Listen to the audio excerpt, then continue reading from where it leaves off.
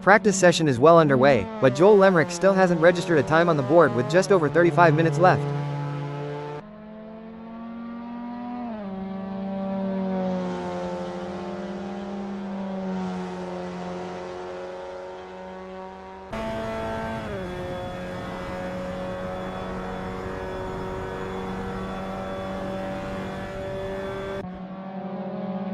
And we're seeing Greg Sabo also yet to set a lap time, with the session ticking down to 34 minutes and 39 seconds.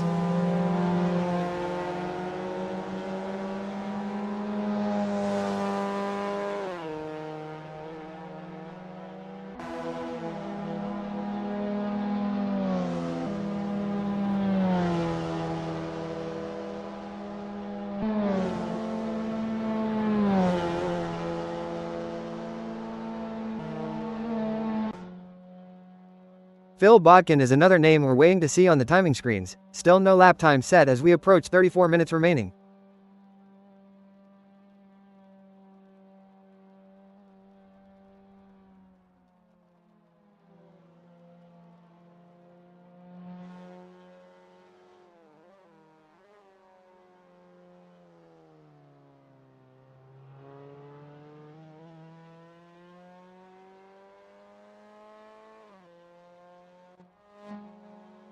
Jimmy Lindo is out on track, currently navigating the back straight, but still no recorded lap time for him with 33 minutes and 35 seconds to go.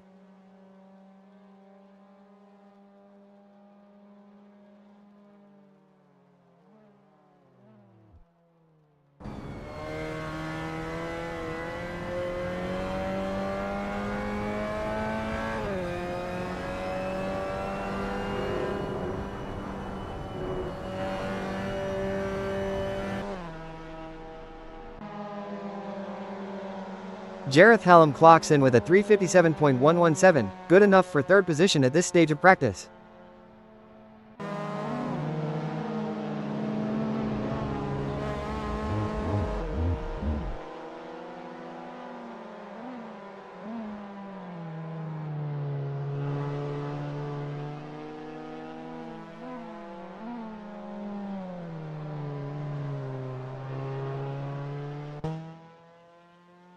Phil Bodkin gets on the board now with a 3:17.639, that puts him into fourth position.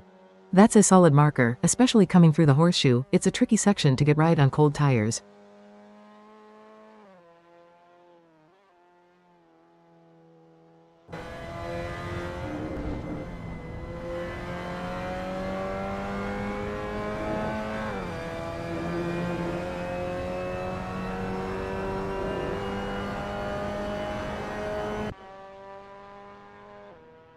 Chris Stokes is another driver yet to register a lap time as we tick under 32 minutes remaining in practice.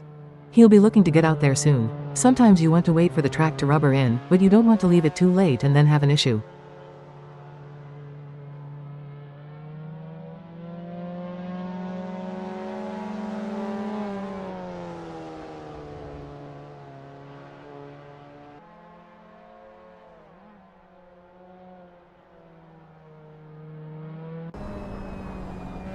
Joel Lemrick finally sets a time, a 9:39.418, putting him sixth on the leaderboard. That's a very cautious first lap.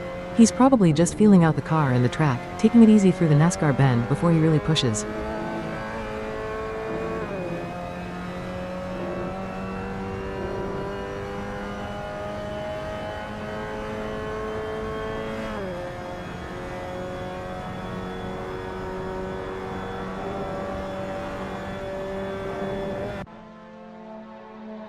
Daniel Kochish still waiting to set a lap time with just over 30 minutes left on the clock for this session.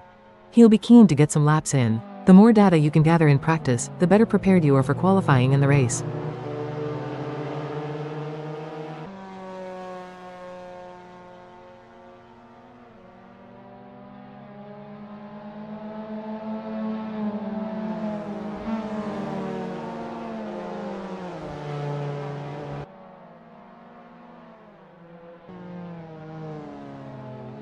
Jimmy Lindo goes second fastest now, a 2:09.288, a very strong lap to slot into P2.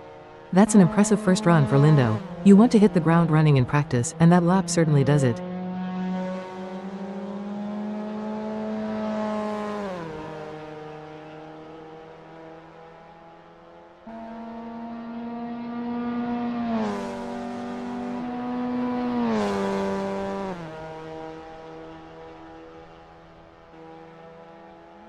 Phil Bodkin improves his time, a 2:12.860, which places him 5th at the moment.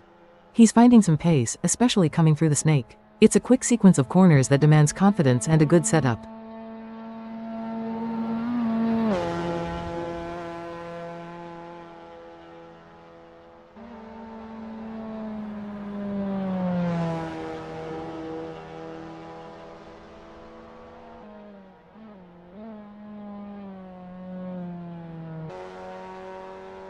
Greg Sabo is currently on the back straight, but we're still waiting for him to register a lap time in this practice session.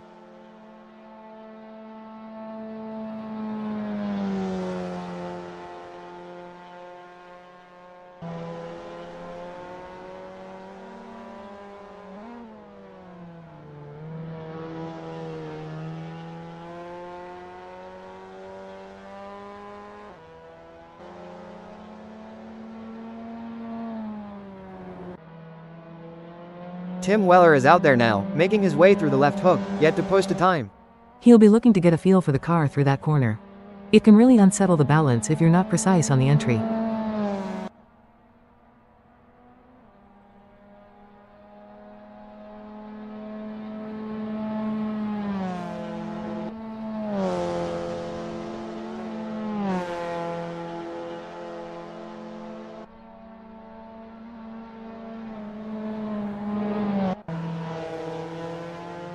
Aaron Short is on track, currently in the NASCAR bend, but we're still without a lap time from him. He's taking his time, maybe looking at different lines. Sometimes the first lap is more about observation than outright speed.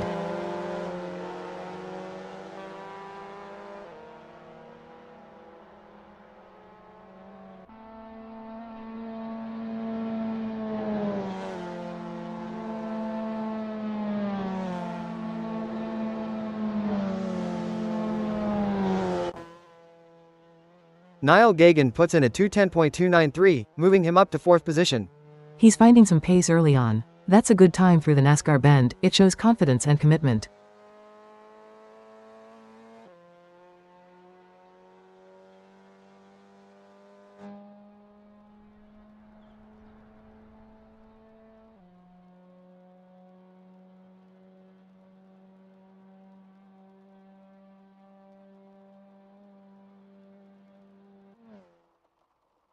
Joel Lemrick improves significantly, a 2:10.632, that puts him into 5th position.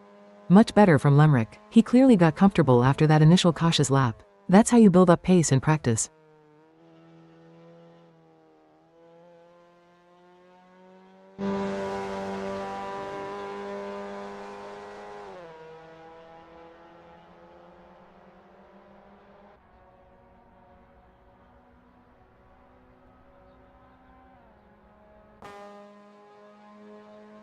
Thomas Kruger Dorado finally registers a time, a 15:16.014, placing him 12th. That's an incredibly slow lap. He might have had an issue, or perhaps he's just cruising around, getting a feel for the track and saving tires.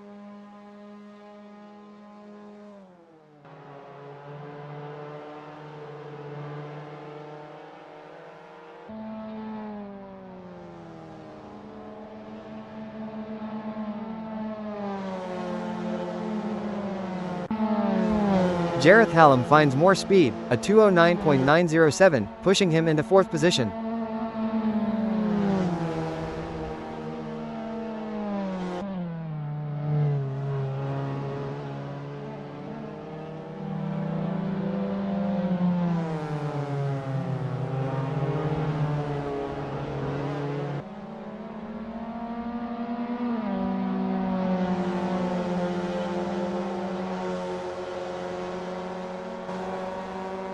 Jimmy Lindo is out on the back straight, still holding on to 2nd position with his 2:09.288. He's probably looking to improve that time. The back straight is a key area to gain speed, setting you up for the following corners.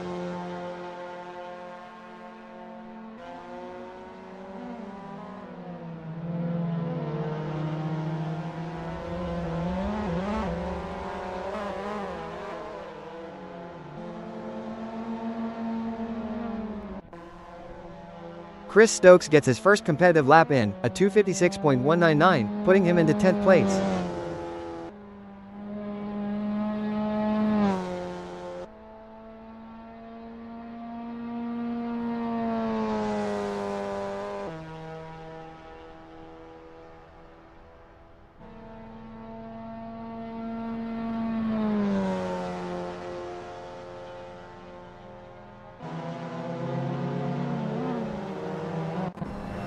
Thomas Kruger Dorado is in the hog pen, still holding his 12th position with that 15:16.014 lap.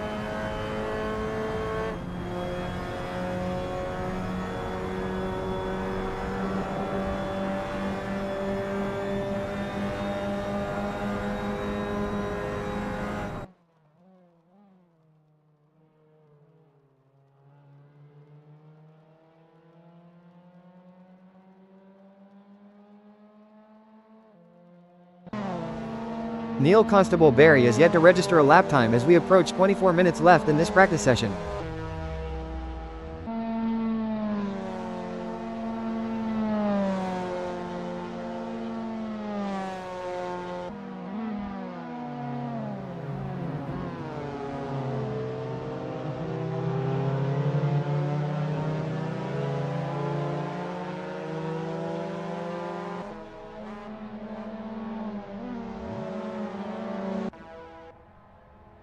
And Thomas Kruger Dorado with a huge improvement, a 2:09.999, jumping him all the way up to 8th position.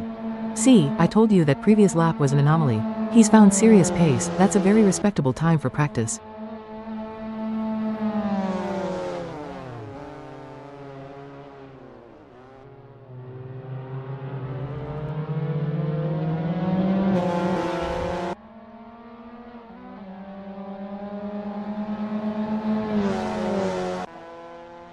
Jimmy Lindo is pushed down to 5th now, his 2:09.288 still on the board.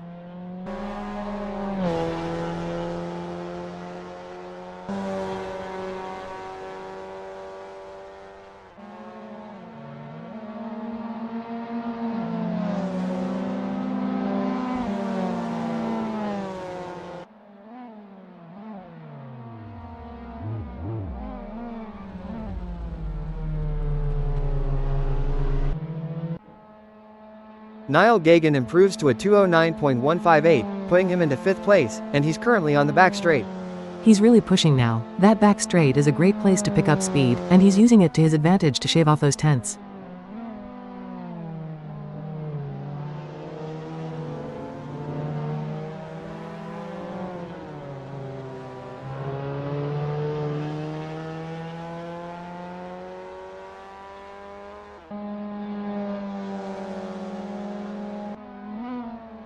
Joshua Picton sets a 2:09.111, that's quick enough for 4th position. He's come out strong. That's a very competitive time this early in practice, showing he's got a good feeling for the car.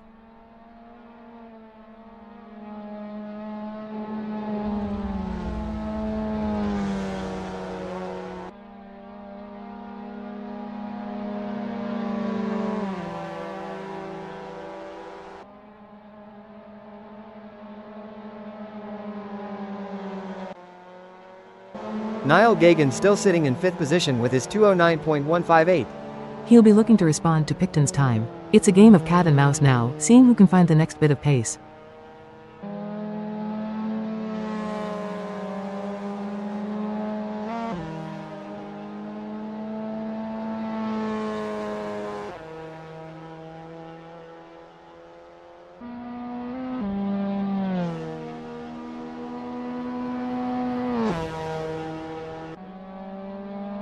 John Boontakis is yet to set a lap time with just under 21 minutes left in practice.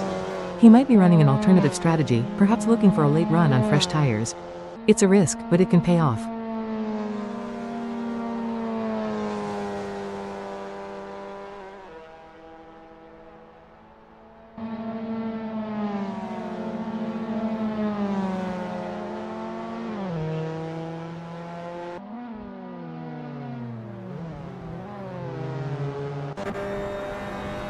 Chris Stokes improves his time to a 2:10.850, moving him up to 12th position. He's definitely making progress. Those small improvements add up, and he's chipping away at his lap time.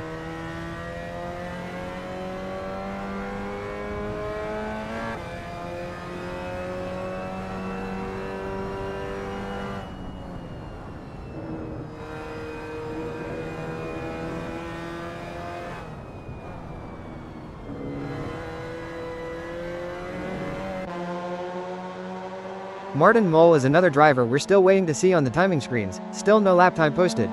He's cutting it a little fine if he wants to get a decent run in. You need those reference laps to gauge your setup.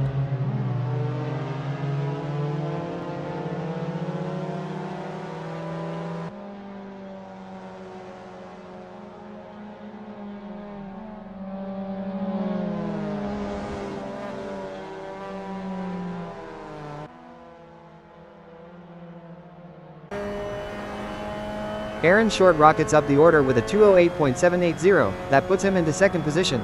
Fantastic lap from Short. He's really found his rhythm. That kind of pace will definitely get the team excited.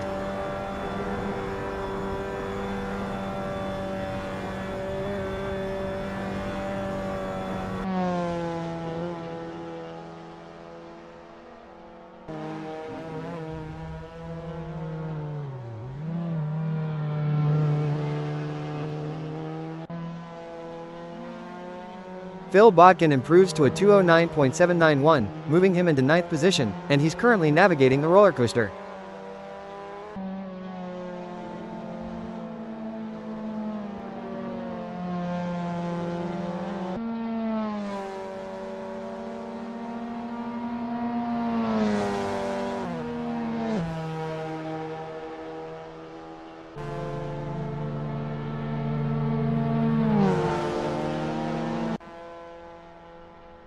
Daniel Kochish gets on the board with a 2:09.890, slotting him into 10th. Solid opening lap for Kochish. That's a good baseline to work from and he'll be looking to build on that.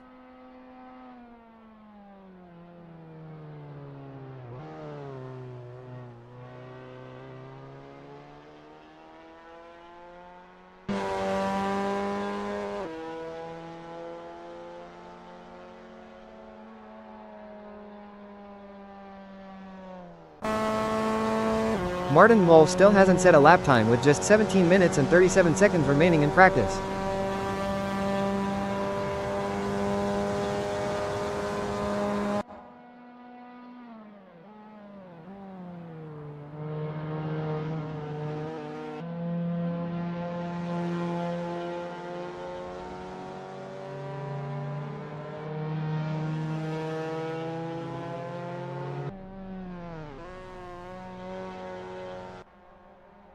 Aaron Short improves again, a 2:08.392, now in third position, and he's currently in the snake.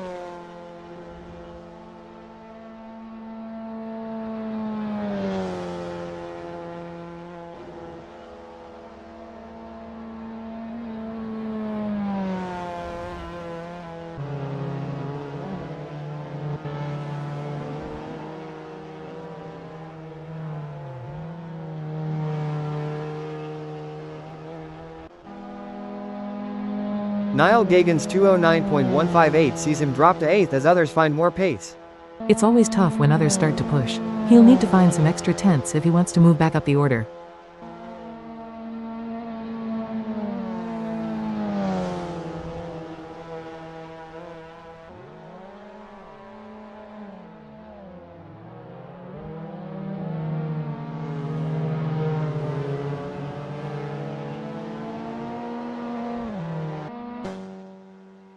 Daniel Kochish remains in 10th with his 2:09.890 as we hit 16 minutes remaining.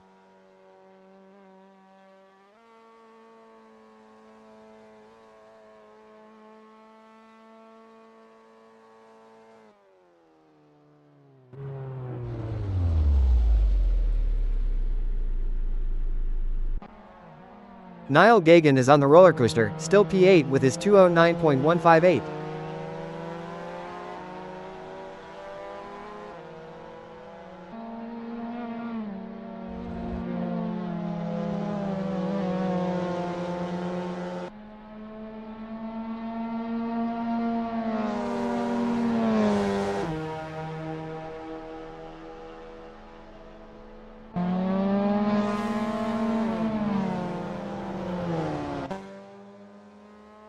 Joel Lemrick falls to 15th position, his 2:10.632 not quick enough to hold his spot.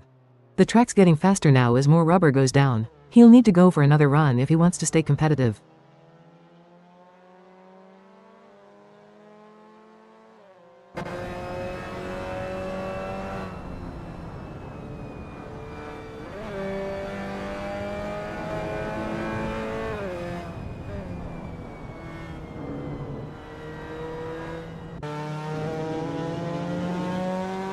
Tim Weller registers his first time, a 2:10.494, good enough for 13th, and he's currently in the Oak Tree section. Decent first lap from Weller. The Oak Tree is a tricky spot. You really need to be precise on the throttle there, especially on a flying lap.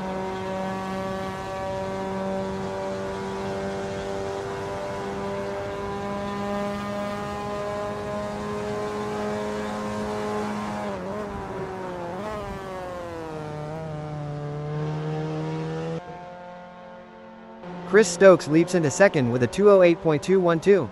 Fantastic pace from him, currently on the back straight. What an improvement. He's really found the sweet spot. That's a serious statement of intent with only 14 minutes left.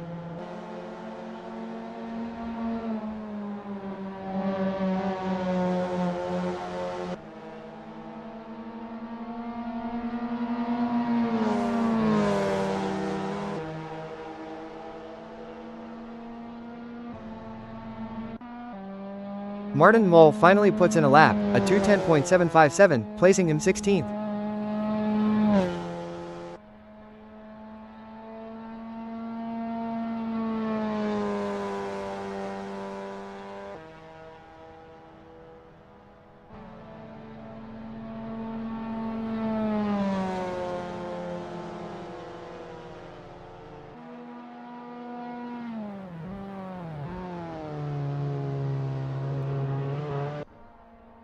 Niall Gagan's 2:09.158 still holds him in 8th position as the clock ticks down.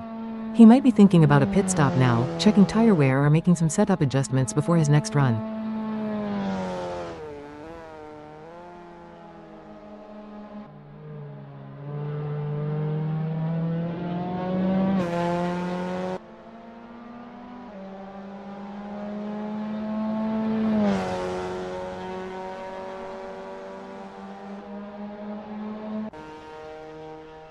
Jimmy Lindo improves his time, a 2:08.499, moving him into 5th position.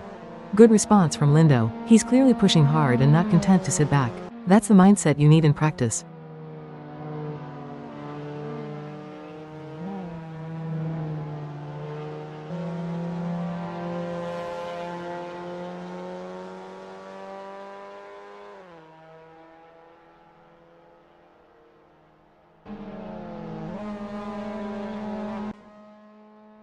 Phil Bodkin slips to 11th, his 2:09.791 losing ground as others go quicker.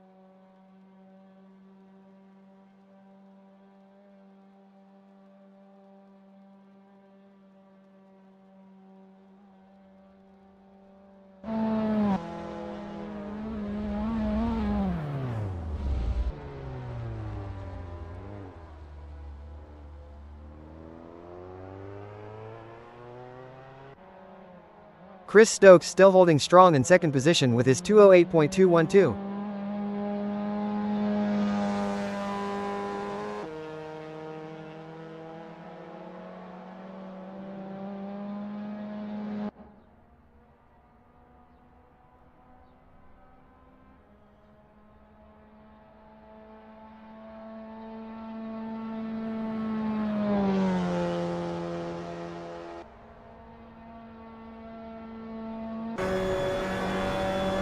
Jimmy Lindo is on the back straight, still in 5th with his 2:08.499. He'll be looking to make the most of this sector. If he can carry the speed through the corner before, he can gain some serious time here.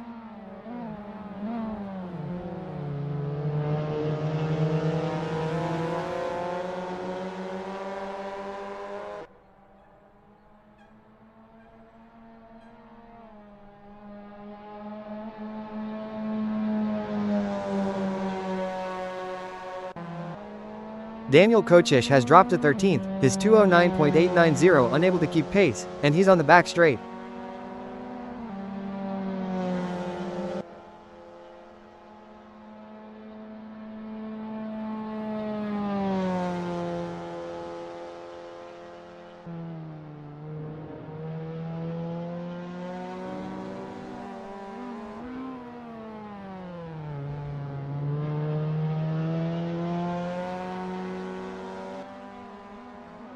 Tim Weller improves his time to a 2:09.654, moving up to 11th, and he's currently in the roller coaster section. That's a good step for Weller. The roller coaster really tests the car's aero and handling, so he's clearly got a decent setup.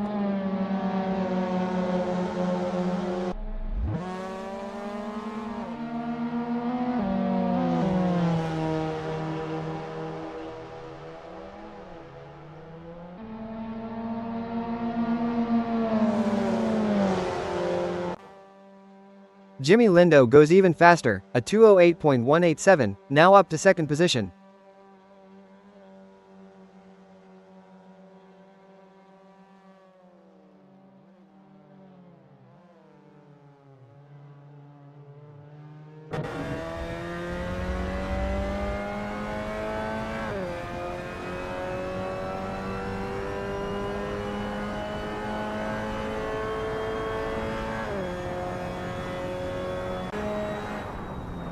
Joshua Picton drops to 8th with his 209.111.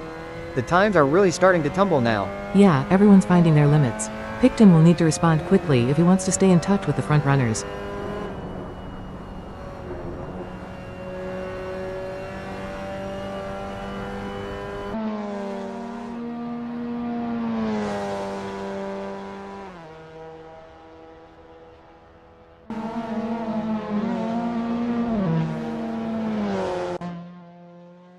Greg Sabo finally gets a time on the board, a 211.726, placing him 19th.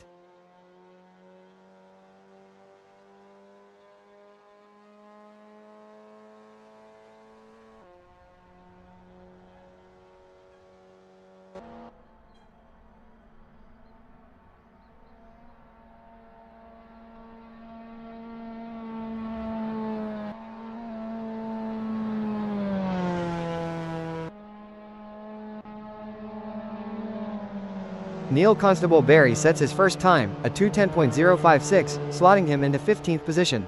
He's waited until late to set his time, but it's a solid start. Now he needs to see if he can find those extra few tenths.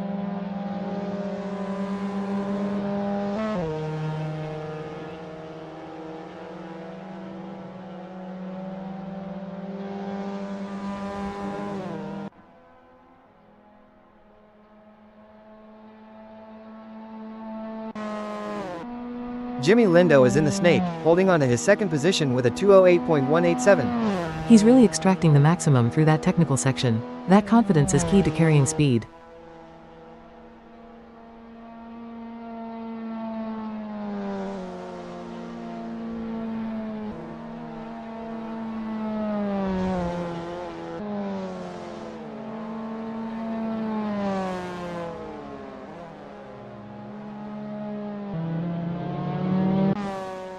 Tim Weller, still in 11th with his 209.654, is currently in the snake.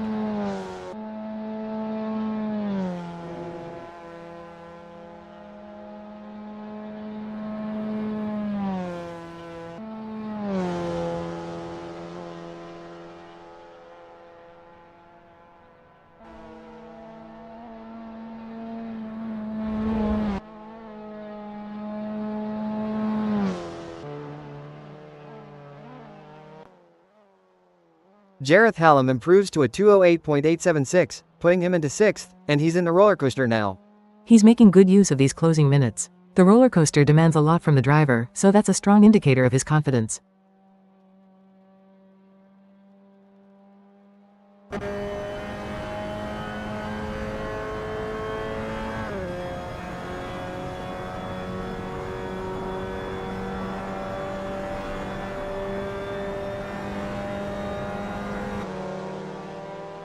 Aaron Short drops to 4th position, his 208.392 now surpassed by others.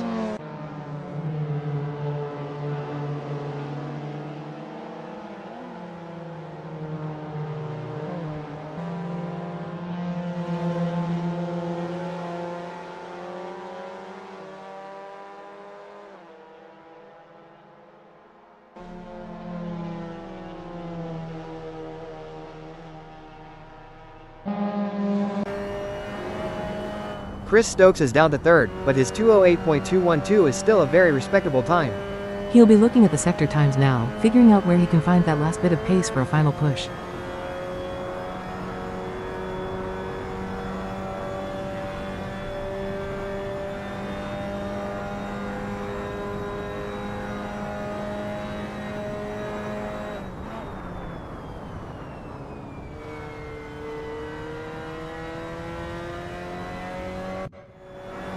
John Boontakas finally posts a time, a 210.549, which puts him 18th.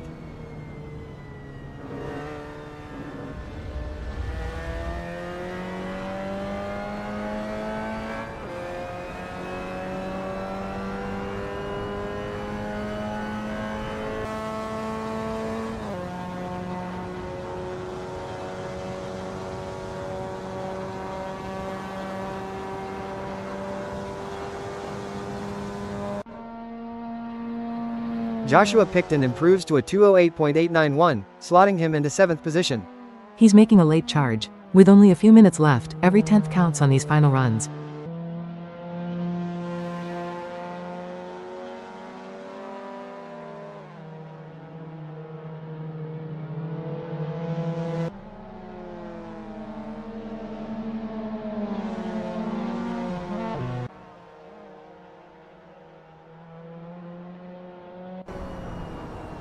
Bart van de Sande goes fastest. A 208.038 puts him into P1, and he's currently in the NASCAR bend.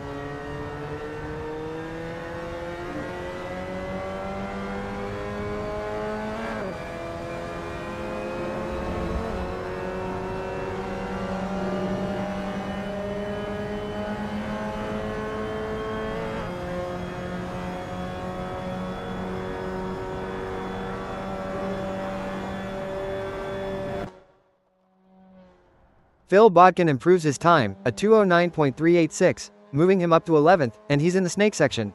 He's definitely finding some pace through that technical part of the track. It shows he's dialed in his car setup for those quick changes of direction.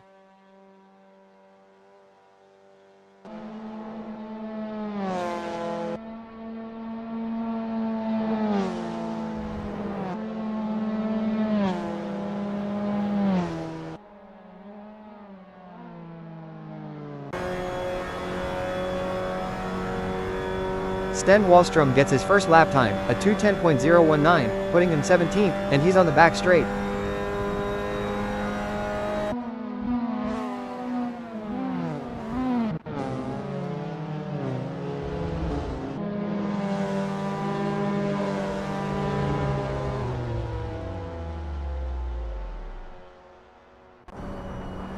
Bart van de Sande drops to second, his 208.038 still a formidable time, and he's in the hog pen.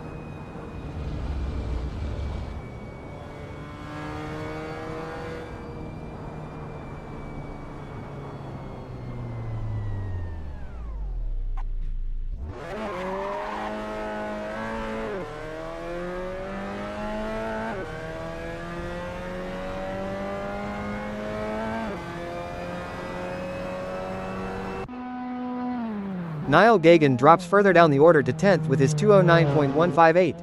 He's going to need a big lap if he wants to get back into the top positions. The pressure is on with just over a minute left.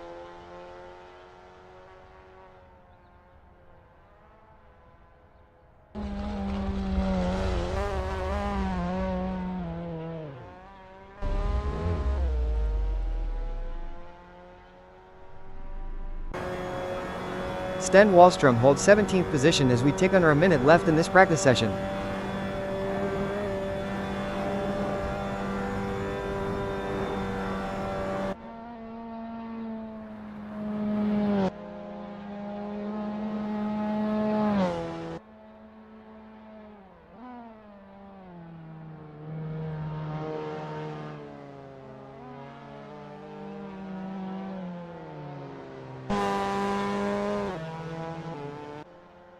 Daniel Kochish has fallen to 16th position with only 19 seconds left on the clock.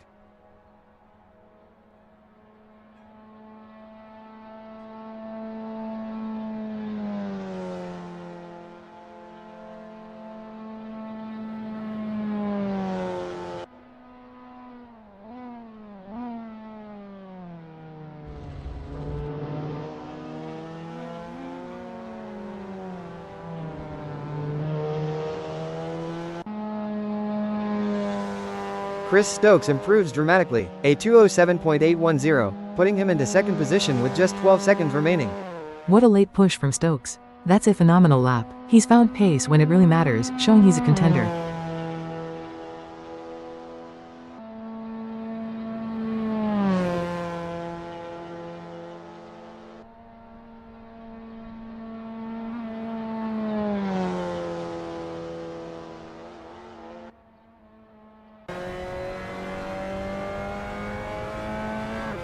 Sten Wallstrom is in the horseshoe, still 17th with his 210.019, with 44 seconds remaining.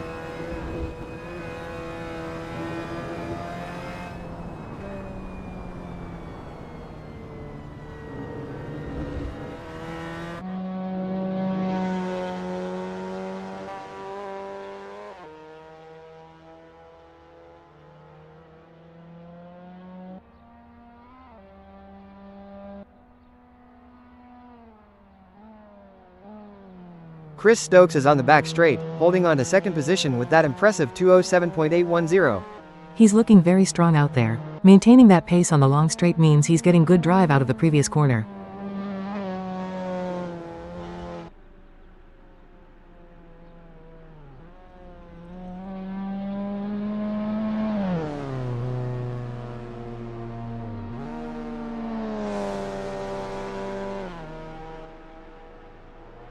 Adam Tiaz gets on the board with a 209.616, putting him into 12th position.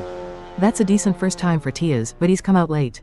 He'll have to push hard to make an impact in these final minutes.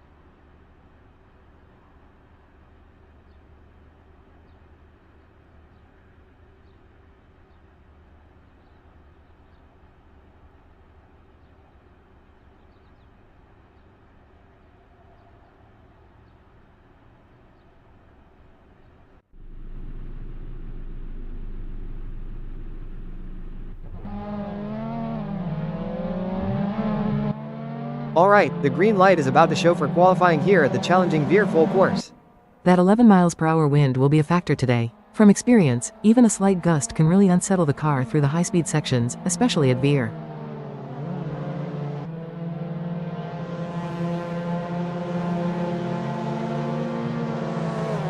Thomas Kruger Dorado is currently navigating the horseshoe section, still yet to register a lap time with only 5 minutes and 38 seconds remaining in this session.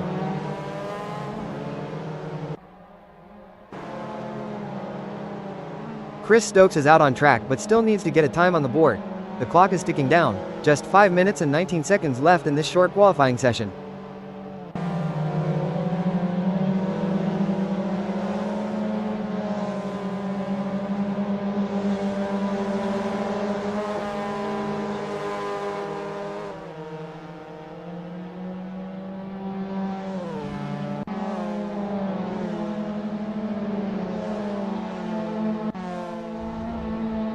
Aaron Short needs to get a move on. They haven't set a lap time yet, and we're under 5 minutes remaining in qualifying.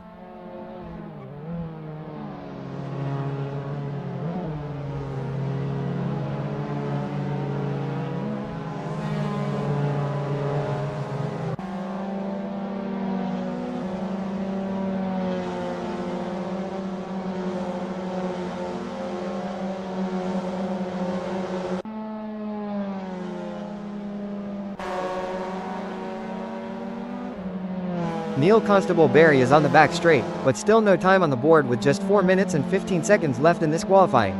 They really need to put a clean lap together now. That back straight is crucial for carrying speed into the final sector, and if you mess that up, the lap's gone.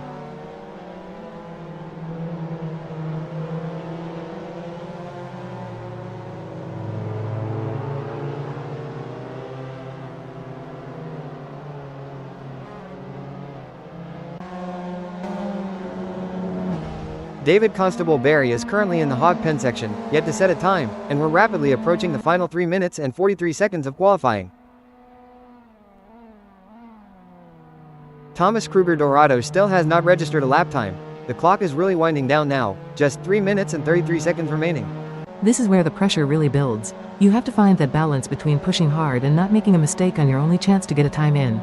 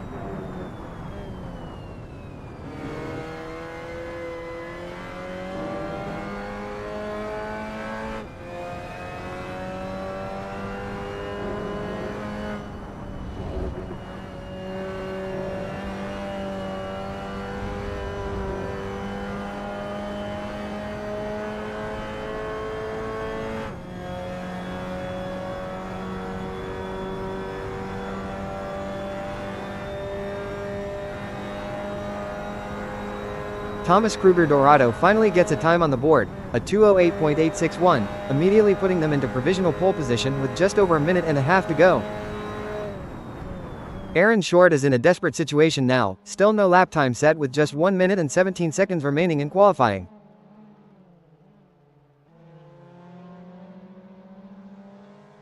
Adam Tiaz is currently showing a delta of 0.01 seconds slower than their best lap of 2:10.038, and time is running out with just 1 minute and 9 seconds left. Daniel Kochish is looking strong, a quarter of a second faster than their best lap of 2:10.059 through the NASCAR bend, with only 54 seconds on the clock. Could be a big improvement. Martin Mull is in trouble here, no lap time set and we're down to just 42 seconds remaining in qualifying. At this point, it's almost impossible to get a full, clean lap in. They'll be flat out, but the margin for error is non-existent and you need a perfect run to even register a time.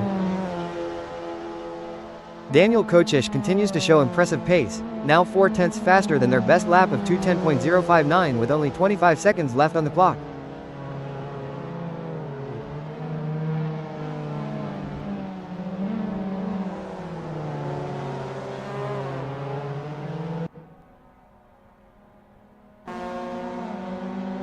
Aaron Short is on the back straight, but with only 3 seconds left, it looks like they won't be setting a lap time in this session.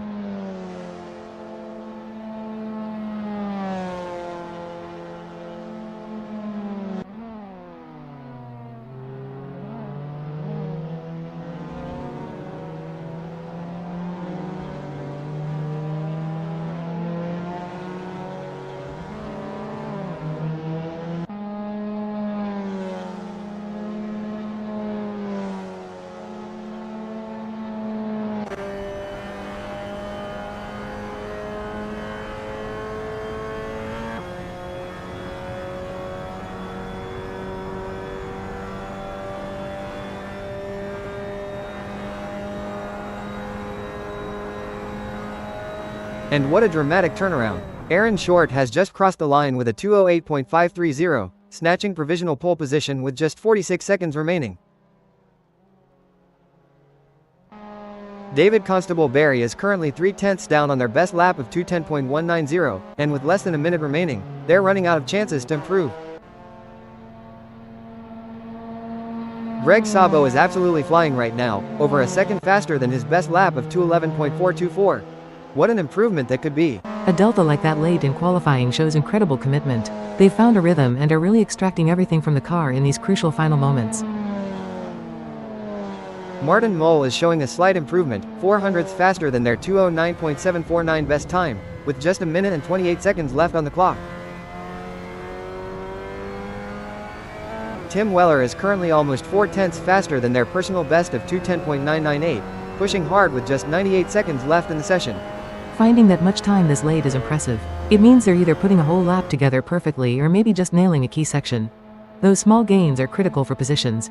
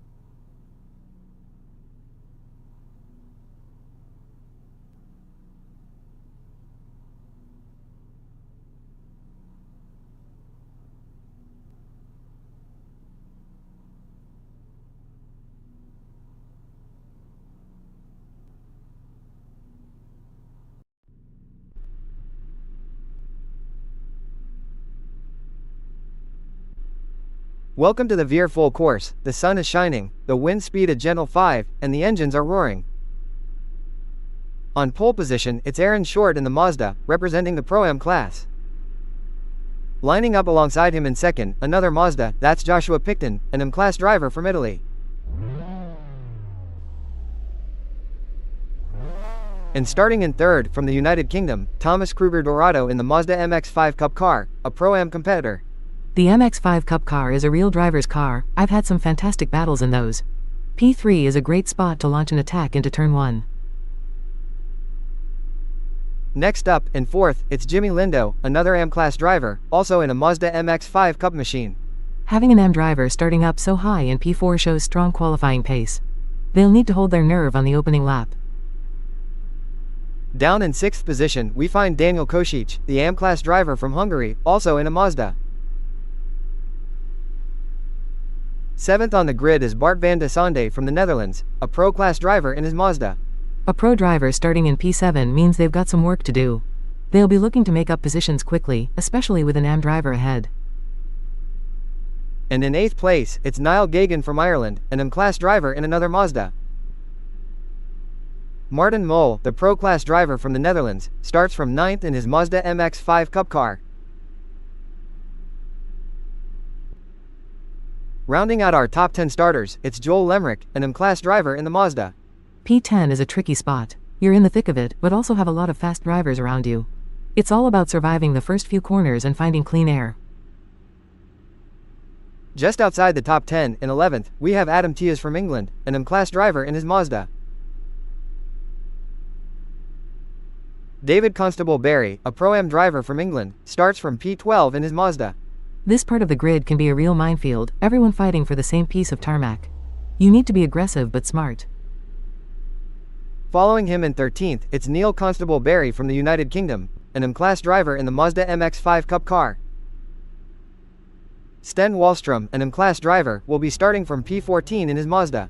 From the middle of the pack, consistency is key. Avoid the incidents, find your rhythm, and the positions will come.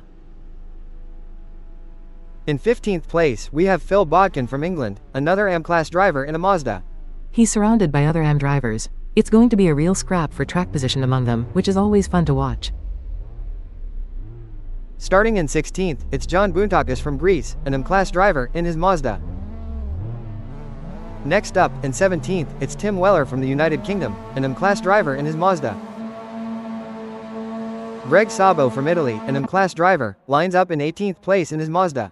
He's starting quite far back, but the Mazda is a car where you can really make progress if you're patient and hit your marks.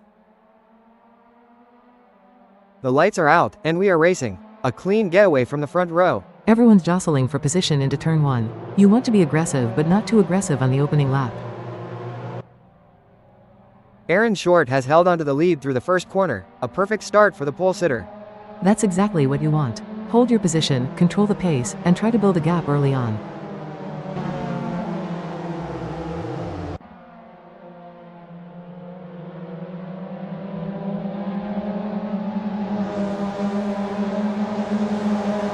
Martin Mol is making moves, up 2 places already, from 9th to 7th in these opening moments.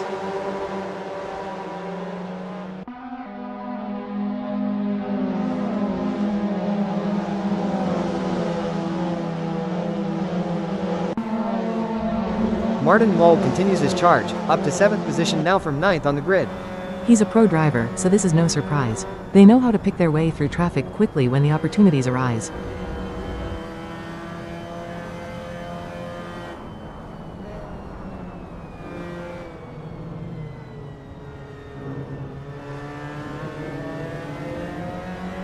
Daniel Kosic also on the move. The Hungarian driver is up to 4th from his 6th place start.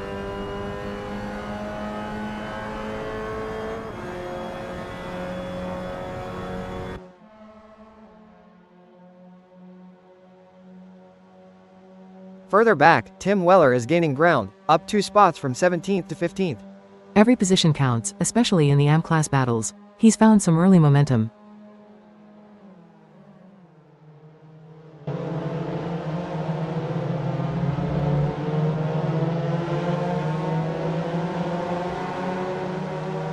Tim Weller continues to climb through the field, now up to 15th from his starting position of 17th. He's keeping it clean and making progress. In a crowded mid-pack, that's impressive in these opening laps.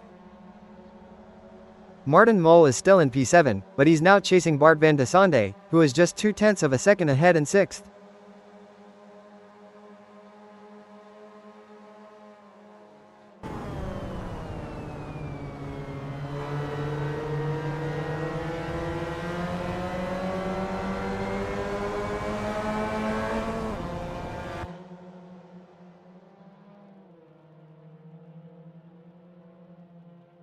Now with Jimmy Lindo in 3rd, right on the bumper of Joshua Picton for 2nd, just 1/10 of a second between them on this opening lap.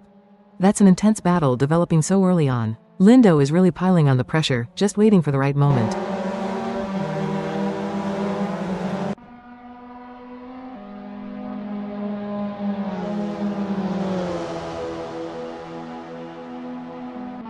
Lindo is still in P3, just a hair over 2/10 back from Joshua Picton. He's looking for a way past. Switching focus now to Neil Constable Barry, who has made a huge jump up to 10th position, just 1/10 behind Daniel Kosic.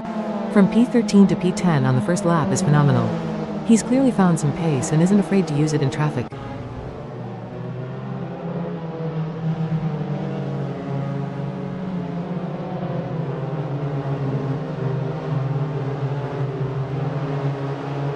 Constable Barry is still holding P10, but the gap to Daniel Kosic ahead has opened up to 0.7 of a second. Huge changes further down. Joel Lemerick has dropped significantly, now in 19th in the Oak Tree section, with Adam Tias right behind. He's lost a lot of places since the start. You never want to be defending into Oak Tree, it's a very fast, committed corner. He's got Tias breathing down his neck. And Joel Lemerick has dropped another spot. He's now in 20th, having been overtaken by Adam Tias, who is just 1/10 of a second ahead. He's definitely struggling for pace or traction out there. Losing a position like that, especially to a car that was previously behind him, is a tough pill to swallow on the opening lap. Now with Phil Bodkin, P12 in the hog pen section, chasing Tim Weller, who is just 2/10 ahead in 11th. Bodkin is making some good progress. The hog pen is a critical corner, getting a good exit sets you up for the front straight and can make all the difference for an overtake.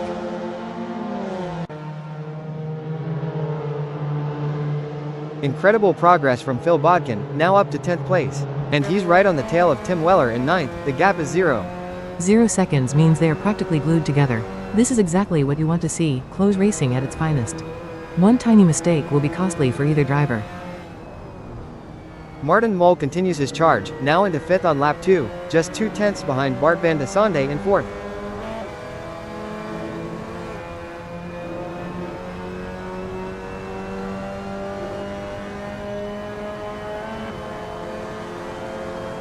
Martin Mole is still in P5, but he's closed the gap to Bart van de Sande even further, it's now just 1/10.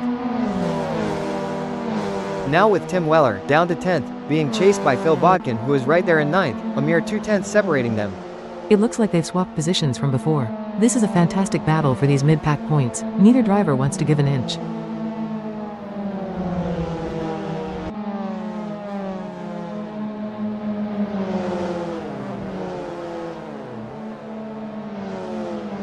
Tim Weller remains in P10, but the gap to Phil Bodkin in 9th is shrinking once again, down to just 1/10 of a second. Now with Adam Tias, he's up to 19th position, 7/10 behind Joel Lemerick in 18th on lap 2. He's made up some ground on Lemerick, who was ahead of him earlier. This is the kind of consistency that can pay off later in the race.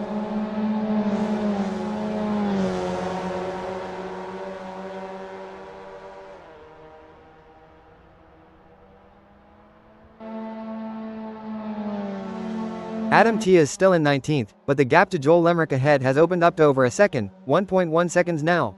It looks like Lemerick has found some clear air or a burst of pace.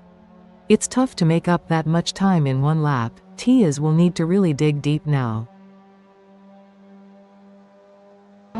Martin Mole is holding 5th, still chasing Bart van de Sande in 4th, but the gap has extended slightly to 0.3 of a second. He might be trying to manage his tires or just looking for the right opportunity. Sometimes you need to be patient, even as a pro driver, and not force a move. Joel Lemerick is now up to 18th and he's right on the tail of Daniel Kosic in 17th, just 1/10 between them.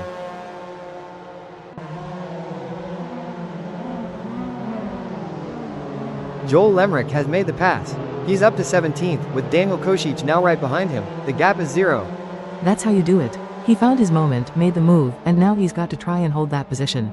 You have to be decisive when the opportunity presents itself. And what's happened here? Joel Lemerick has dropped back to 18th, with Daniel Kosic now ahead in 17th, the gap 4 tenths. Oh, that's a shame. It looks like Kosic immediately fought back and reclaimed the position. Sometimes you can make the pass, but holding it is the real challenge, especially if the other driver has more pace. Now to Jareth Hallam, he's in 15th on lap 3, just 2 tenths behind Dominic Fauvargue in 14th.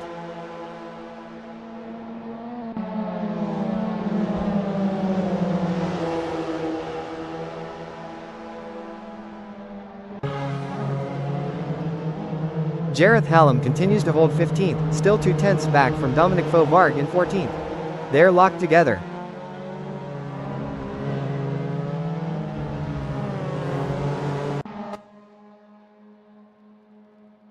Chris Stokes is now in 3rd position, just a tenth of a second behind Joshua Picton in 2nd on lap 3.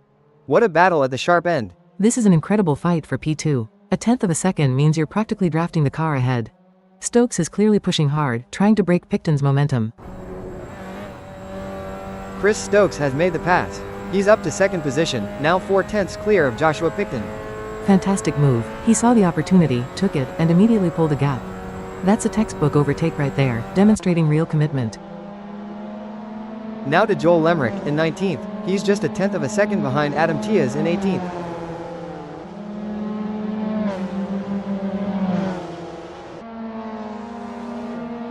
Joel Lemerick has fought back. He's now in 18th, having passed Adam Tiaz, who is right on his bumper in 19th. He wasn't going to let that position go easily. He's done well to reclaim it, and now it's all about trying to defend against the immediate counterattack.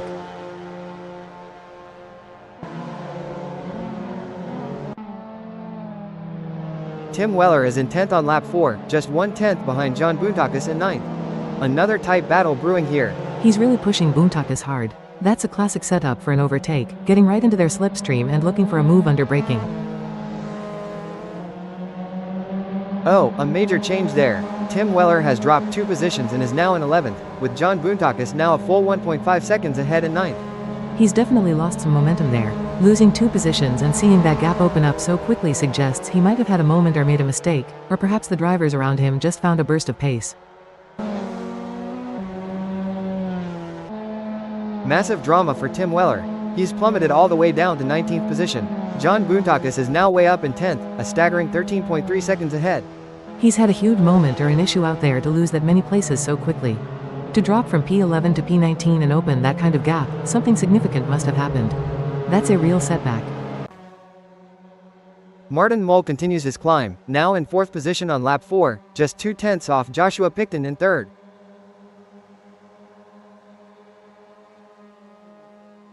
Martin Mull has made the pass for 3rd. He's through on Joshua Picton, who is now right on his bumper in 4th, the gap is 0. Absolutely brilliant driving from Mull. He's a pro driver showing his class, picking off positions methodically, and now he's into a podium spot. He'll want to consolidate that quickly.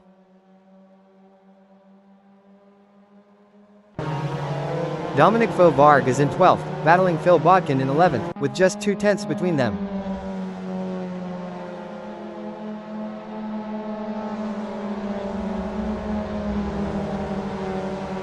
Dominic Fauvargue has moved up. He's now in 11th, having overtaken Phil Bodkin, who is right behind him in 12th, gap 0. He really made that move count. Getting past and then immediately having to defend. That's the racing spirit right there, making every inch of track count.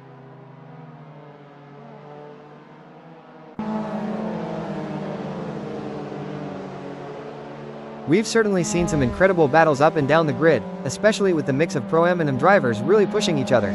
Absolutely. The AM drivers really raise their game when they're running with the pros. I've found that sometimes you just have to manage your own race and focus on being consistent rather than trying to force a move. It's been a dynamic race so far, with positions changing hands frequently, particularly in that mid-pack. Yeah, that can happen so fast, especially on a track like Veer. One small mistake in a complex section like the S's or the Oak Tree, and you can really open up a gap for the cars behind. Maintaining concentration is key. We've seen Martin Mull, a pro driver, carve his way through the field, which is exactly what you'd expect. He's demonstrating exactly why he's a pro. Knowing when to commit, when to defend, and when to be patient is all part of the craft. He's been decisive when he needed to be. Now with Bart van de Sande in 5th, he's on lap 5, just 3/10 behind Joshua Picton who holds 4th position. He's a pro driver, so he'll be looking to close that gap. Sometimes it's about holding a consistent pace for a few laps and then unleashing a push when the opportunity or the tire grip allows.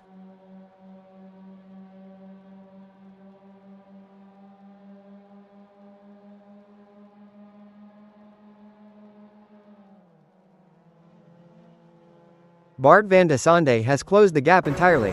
He's right on the bumper of Joshua Picton for 4th, the gap is 0. Niall Gagan is in 15th, just a 10th of a second behind Phil Bodkin in 14th on lap 5. Niall Gagan has made the move. He's up to 14th, leaving Phil Bodkin right on his tail in 15th, the gap is 0. He really pounced on that opportunity. Now the challenge is to consolidate that position and try to break the toe from Bodkin, who will be looking to fight back immediately.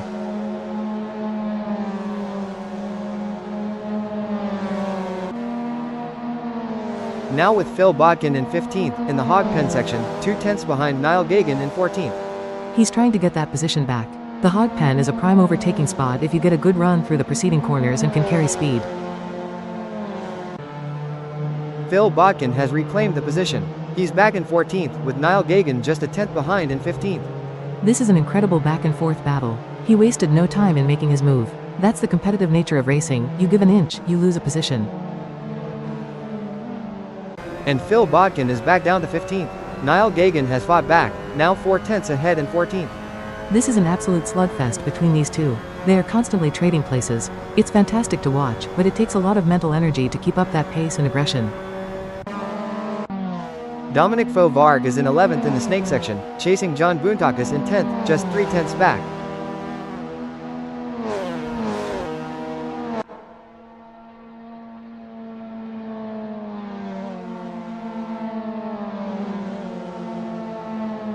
Dominic Fauvargue remains in 11th, closing the gap slightly to John Boontakis in 10th, now just 2/10. He's really putting the pressure on Boontakis. The snake section requires precision and commitment, and if Boontakis falters, Fauvargue will be there to capitalize. Jimmy Lindo is in 9th position on lap 6, 4/10 behind David Constable Barry in 8th.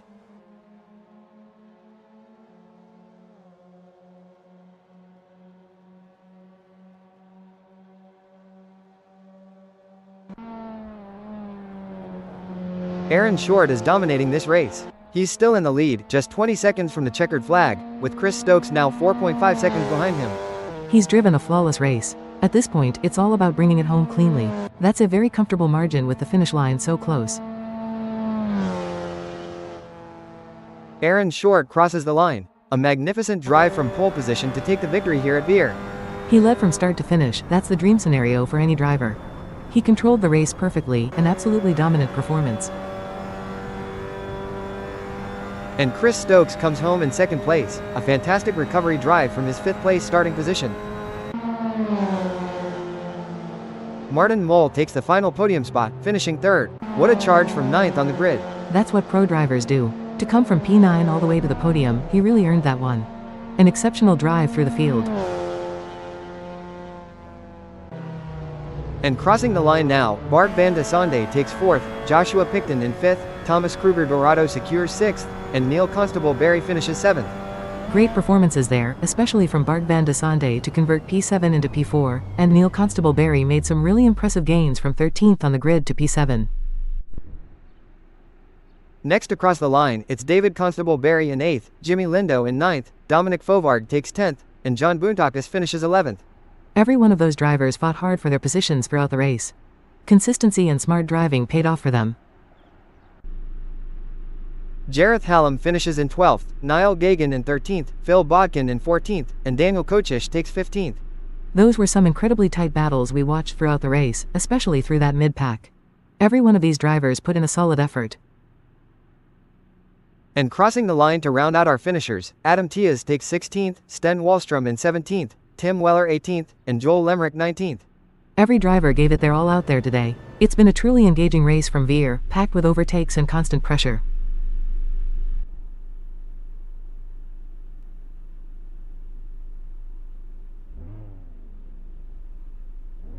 We're live at Veer full course, the grid is set and the lights are about to go out. A breezy 12 miles per hour wind adds another element to consider today. That wind can be really tricky, especially through the S's and the back straight. You have to be so precise with your inputs, a slight gust can just throw the balance off.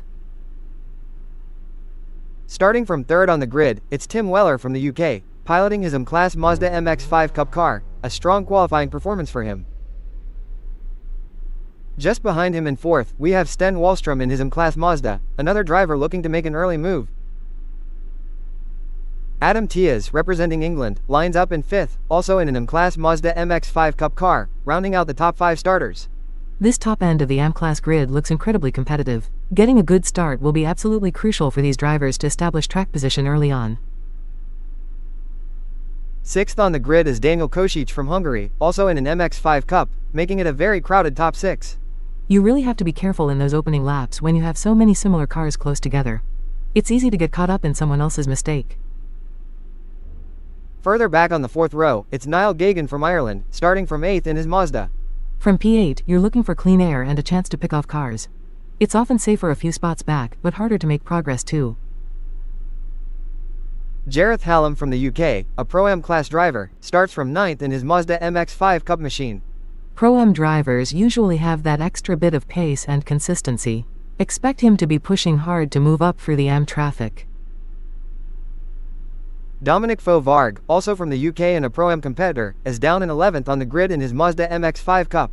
He'll be disappointed with that starting spot, but a good first lap could see him gain a few places. The run into turn 1 at Veer can be quite chaotic. Next up, in P12, we have Jimmy Lindo in his M-Class Mazda. Mid-pack like that, you're looking for opportunities, but also trying to stay out of trouble. It's a fine balance. Neil Constable Barry from the UK starts from 14th position in his M-Class Mazda.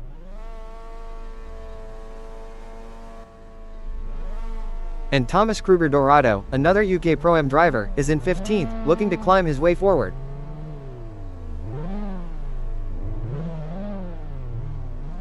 Joshua Picton from Italy is in 16th, an M-Class driver in his Mazda. From the back half of the grid, the focus is on a clean start and finding a rhythm. Sometimes patience is your best friend in these longer races. Bart van de Sande from the Netherlands, our first glimpse of a pro-class driver, is way down in 17th in his Mazda MX5 Cup car.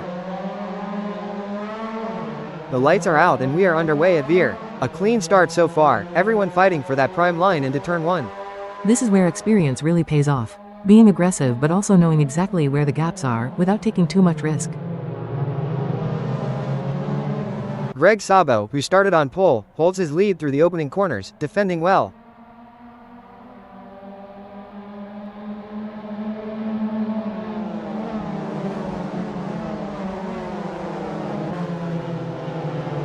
A difficult start for Dominic Faux-Varg, dropping 2 positions to 13th in these opening moments.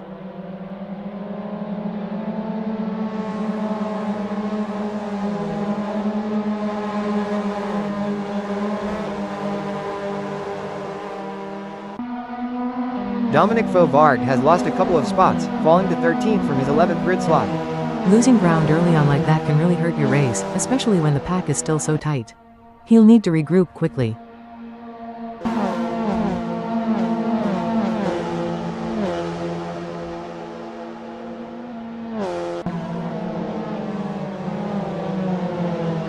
Martin Mull holds his starting position of 18th as the field stretches out a little.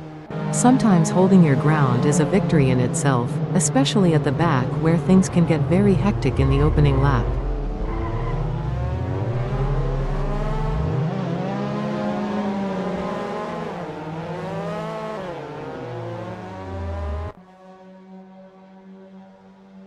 Phil Bodkin is on the move, up 2 places into 5th position.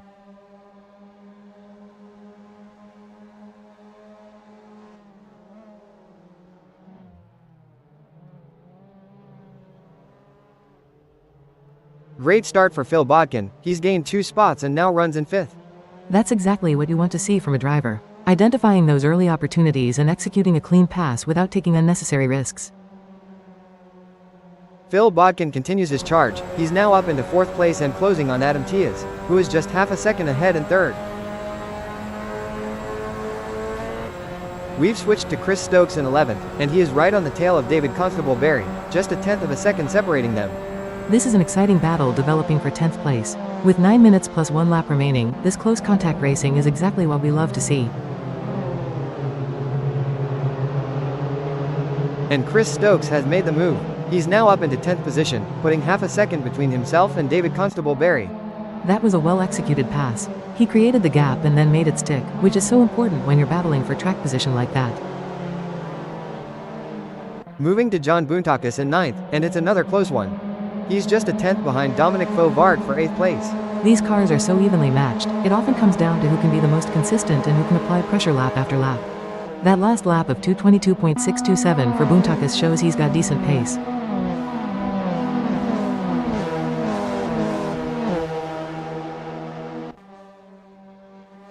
Now we're riding with Joel Lemrick in 2nd, only 2/10 off the leader Daniel Kosic.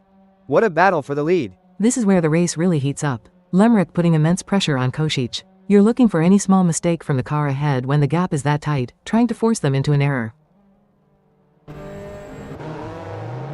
Down in 11th, Jimmy Lindo is pushing, 3/10 behind David Constable-Berry for 10th place. His last lap was a 2:22.482.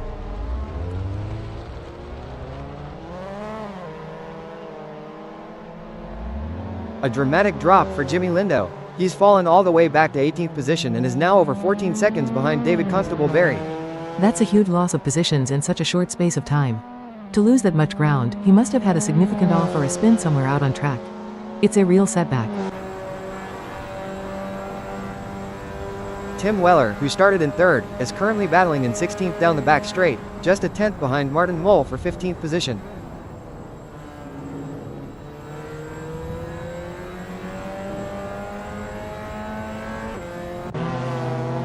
At the front, Daniel Kosic has stretched his lead to half a second over Joel Lemrick. He's putting in some fast laps, a 2:18.499 his last time around. Leader Daniel Kosic has dived into the pits. That's unexpected so early in the race, he was in command. Pitting from the lead like this usually means there's an issue with the car or a mandatory stop that's been triggered. He'll lose a lot of track position. Now we're focused on Niall Gagan, running in 3rd and right on the bumper of Phil Bodkin for 2nd through the horseshoe. Just a tenth of a second in it. This is a great fight for 2nd. Gagan posted a 2:11.731 on his last lap, which is incredibly quick. He clearly has the pace to challenge here. Niall Gagan has done it. He's moved past Phil Bodkin and taken 2nd place, now with a small margin of 2/10.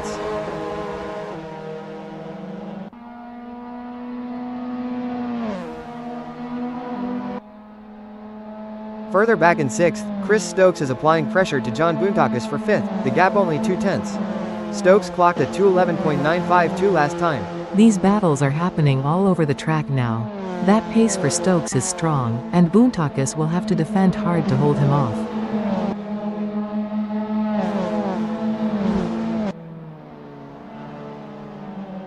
Chris Stokes has made the move. He's into 5th now, just edging out John Boontakis as they cross the line. That's incredibly close. Sometimes it comes down to who gets the better run off the final corner. A 0-second gap means it was decided by thousandths. Tim Weller, now in 14th, is half a second behind Daniel Kosic for 13th. His best lap so far at 2:12.142. Kosic is still recovering from that early pit stop. He'll be pushing hard to make up positions, and Weller will need to stay focused to keep him honest.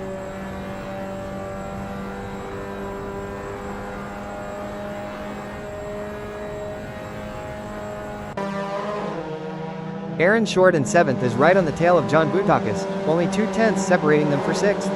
Short just posted an impressive 2:09.906. Wow, that 2:09 is a fantastic lap. He's clearly found some pace and is reeling in the cars ahead. That's the kind of lap time that gets you noticed.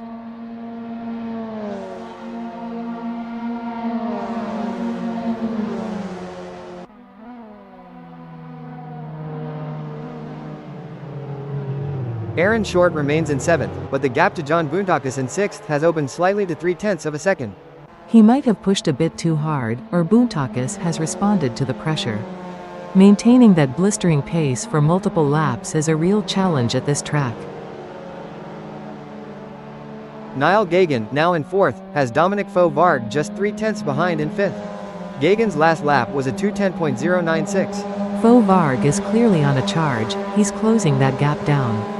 Gagan needs to keep an eye on his mirrors and focus on hitting his marks through the next few corners. Martin Mull in 12th is closing on Daniel Kocic for 11th, just 2/10 separating them. Mull's best lap of 2:09.107 shows he's got serious speed.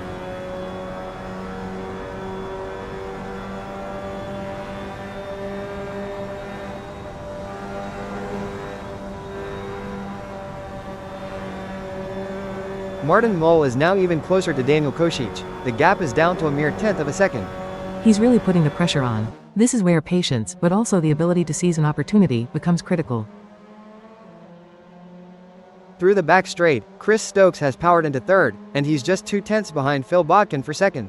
His last lap a blistering 2:09.149. Stokes is absolutely flying out there. That's a phenomenal lap time. He's certainly got the pace to challenge for the lead if he can maintain that kind of speed. Huge move from Chris Stokes. He's not just passed Phil Bodkin, he's opened up a full second and taken second place, with Bodkin now down to fourth. Niall Gagan is now in sixth, just 2/10 off Aaron Short, who holds fifth position. Another close battle brewing. He's had a bit of a tumble down the order, but that 2:10.096 lap earlier shows he has the speed to fight his way back up. Now he needs to find a way past Short. Absolutely incredible, Niall Gagan has plummeted down the order to 15th, over 10 seconds behind Aaron Short. A massive loss of time.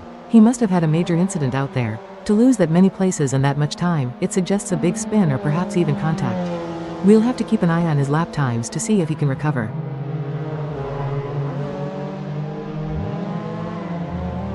And Niall Gagan has dropped yet another position, now running in 16th. But surprisingly, the gap to Aaron Short has actually closed slightly, down to 8.7 seconds.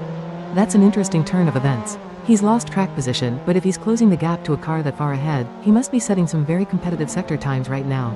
He's not giving up. Martin Mull in 11th is once again on the hunt, just 2/10 behind Daniel Kocic for 10th.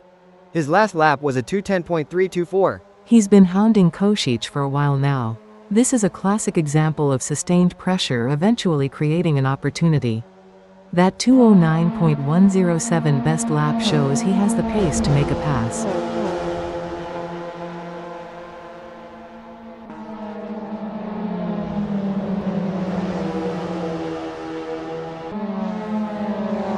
Daniel Kocic has held off Martin Mull for now, maintaining 10th place with a 0.3 second gap.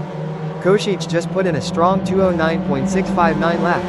That's an impressive response from Kocic. He's just pulled out his fastest lap of the race by a significant margin. He clearly felt the pressure and turned up the heat to defend that position.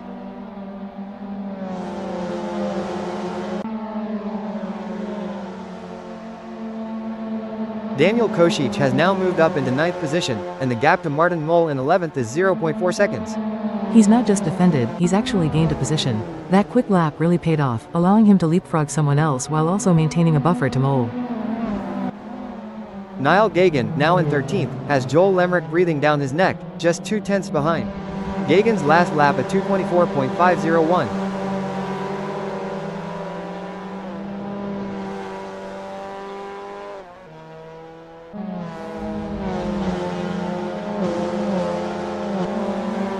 Niall Gagan has extended his lead over Joel Lemrick to 0.3 of a second, still holding 13th. He's finding a way to stabilize after that incident. It's difficult to regain confidence and pace after a setback, but he's holding his own for now. Now to John Boontakis in 7th, making his way through the horseshoe section, 0.7 behind Bart van de Sande for 6th. His best lap is a 2:10.279. Van de Sande being a pro-class driver, he'll be looking to open that gap up quickly. Boontakis will have to really push to stay in touch through this technical part of the track. Joel Lemrick in 14th is now chasing Tim Weller for 13th, the gap at 0.4. Lemrick's best lap is an impressive 2:09.334.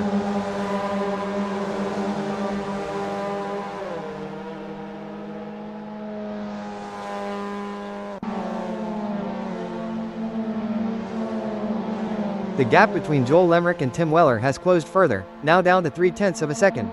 He's making consistent gains. If he can just shave off another tenth or two, he'll be in prime position to attempt to pass in the next sector. Joshua Picton in 16th has a half-second buffer to Adam Tias behind him. Picton just set a 2:09.304, his fastest lap. That's an excellent lap for Picton, especially from that position. It shows he's got the pace to move up, he just needs to keep it consistent.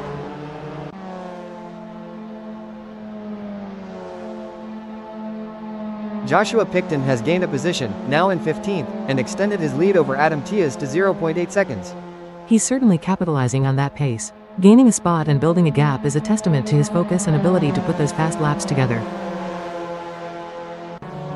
Niall Gagan in 13th is absolutely bumper to bumper with Joel Lemrick for 12th. A 0-second gap between them. This is going to be incredibly close. They are practically side by side. It's all about who blinks first or who has the better exit from the next corner. What a recovery for Gagan after his earlier issues.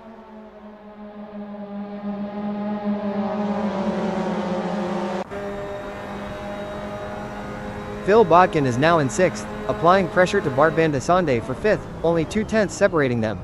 Botkin's best lap is a 2:10.406.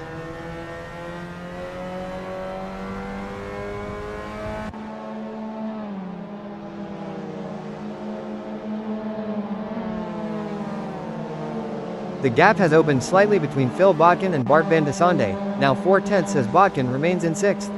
He might have just lost a little bit of momentum in a key corner, or Van de Sande found some extra speed.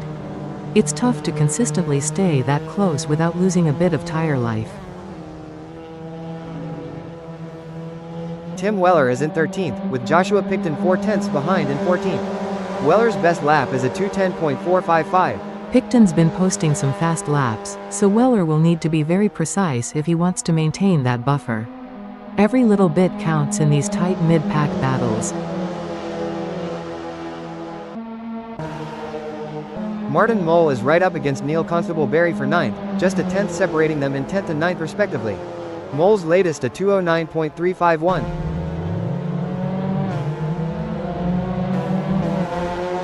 Martin Mole has made a move into 9th, but Neil Constable Barry has responded and is now ahead in 8th, still 2 tenths separate them. It looks like they swapped positions, but Constable Barry has fought back immediately. That's a strong defensive move, or perhaps Mole couldn't make the pass stick entirely.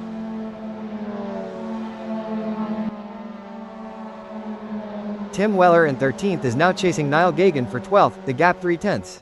Weller's best lap is a 2:10.455.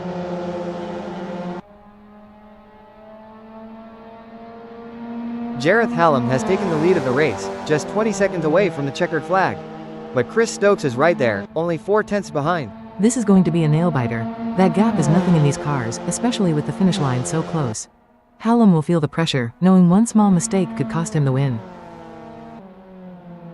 Jareth Hallam crosses the line. What a drive, from 9th on the grid all the way to victory, an incredible performance. And Chris Stokes takes 2nd place. From 19th on the grid to 2nd, an absolutely phenomenal drive for him. Dominic Fauvard finishes in 3rd, a great recovery drive to get onto the podium from 11th. He really battled hard out there. To start 11th and end up on the podium means he was consistently fast and made some smart moves. A very well-deserved 3rd place. Rounding out the top 7, we have Aaron Short in 4th, Bart van de Sande in 5th, John Boontakas taking 6th, and Daniel Košić recovering to a strong 7th place finish. Those are excellent results across the board. Short and Van de Sande showed strong pace, and Košić's recovery after that early pit stop is particularly commendable. It's a testament to consistency and pushing right to the end. Further down the order, Martin Mole takes 8th, Neil Constable Barry 9th, David Constable Barry 10th, and Phil Botkin crosses the line in 11th. These mid-pack battles were fierce throughout the race. Every position gained or lost represents a massive effort, and all these drivers can be proud of their performance today. Closing out the top 15, we have Niall Gagan in 12th, Tim Weller finishing 13th, Joshua Picton taking 14th, and Adam Tias in 15th. There were some incredible drives and some tough luck stories throughout that group, but they all brought their cars home. Gagan's fight back after his incident was particularly impressive. And finally, Joel Lemrick crosses in 16th, Thomas Kruger Dorado in 17th, Sten Wallstrom 18th, and Jimmy Lindo takes 19th to complete the field. Every driver gave it their all out there. This Veer full course always delivers exciting racing, and today was no exception. Congratulations to all of them for a hard-fought race. And Greg Sabo, who led early on, finishes in 20th place after his unexpected pit stop earlier in the race.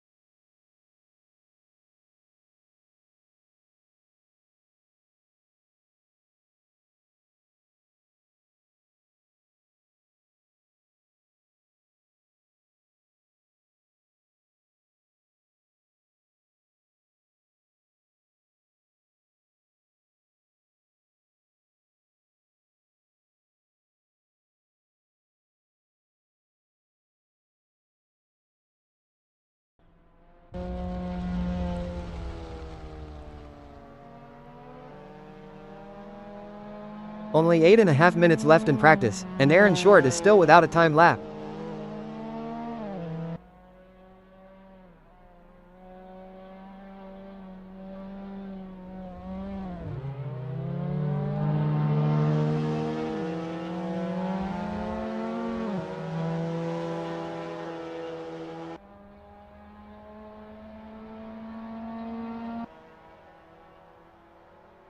Sten Wallstrom still hasn't put in a time lap with just over 8 minutes left. They're through the snake section now. That's a tricky place to find clear air and extract a quick lap. I remember the pressure of needing to get a benchmark in those final moments.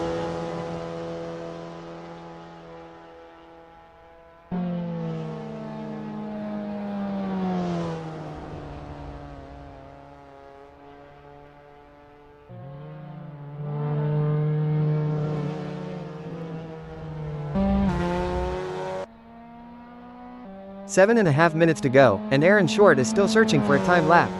He needs to get one in soon. Running out of time in practice can really compromise your setup for qualifying. You need that feedback.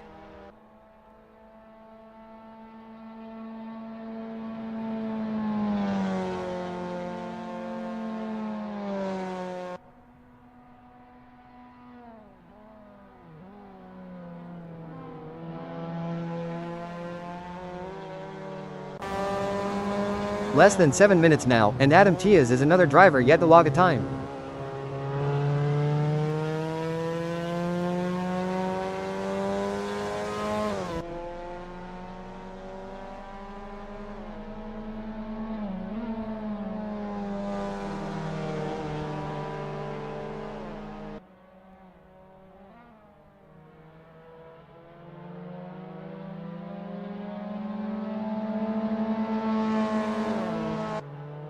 Phil Bodkin also still without a lap time as we tick down to 6 minutes and 26 seconds.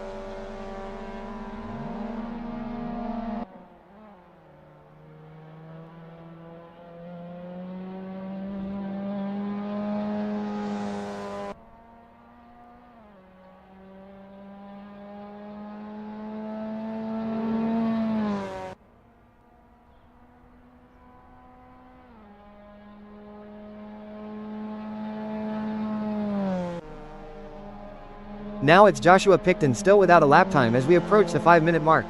This is getting critical for these drivers. You need those laps to confirm the car's balance and tire temps.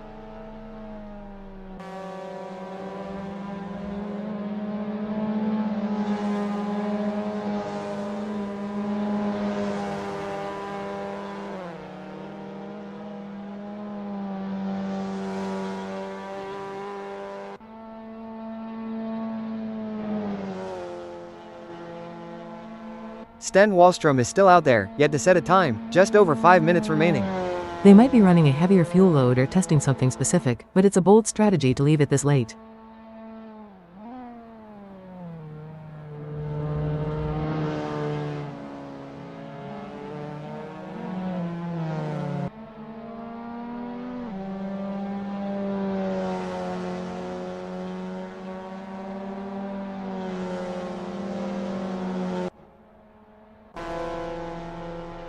Adam Tiaz is still looking for a time, just under 5 minutes left in this session. This is where the pressure really builds. You don't want to go into qualifying without having put a clean lap together in practice.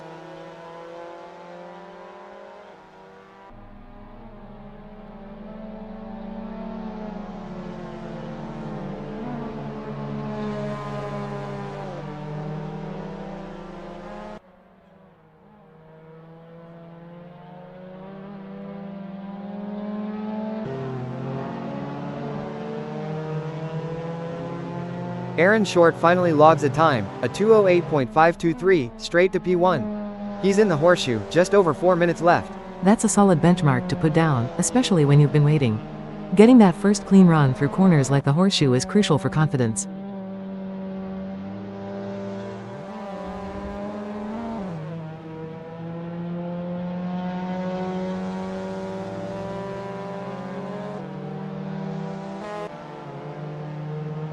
Jimmy Lindo still hasn't posted a time with 3 minutes and 46 seconds on the clock. He's currently in the horseshoe. He'll need to hurry it up. Not getting a lap in means no data for the engineers, and no feel for the track limits at pace through a corner like that.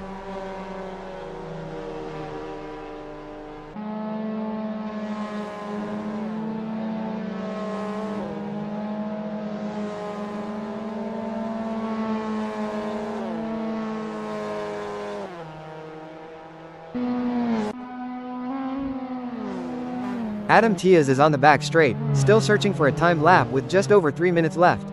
He needs to focus on a clean run now, no heroics. Just get a time on the board and gather some data.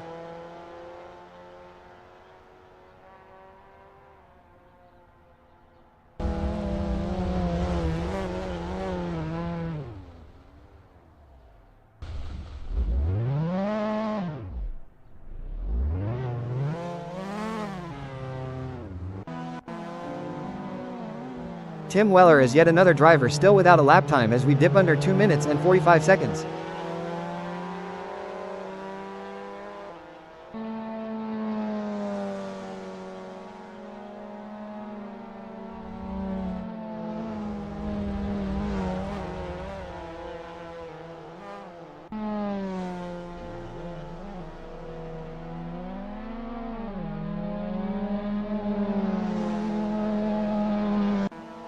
Two 2 minutes and 10 seconds left, and Chris Stokes is still without a time lap.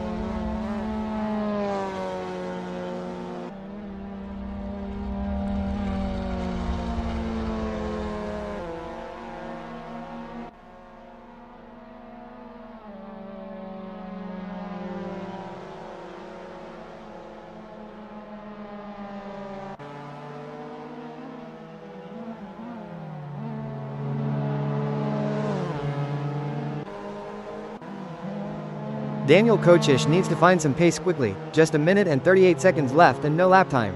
This is an impossible situation. You can't prepare properly for qualifying without at least one full speed run.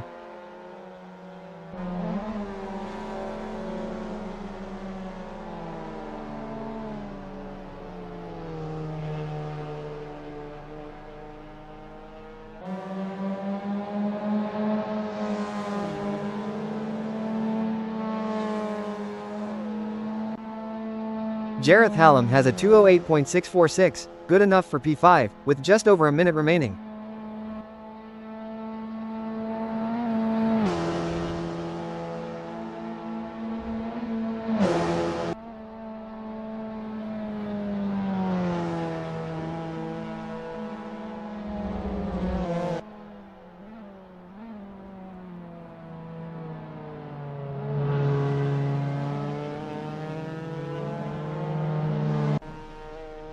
Martin Mull with a 2:08.548, placing him 4th.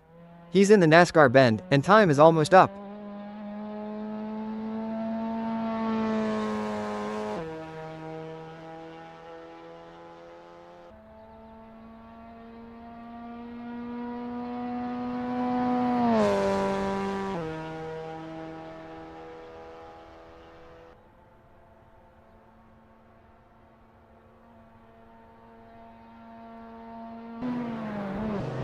And Daniel Kochish is in the roller coaster section, 2 seconds left, still no lap time for him.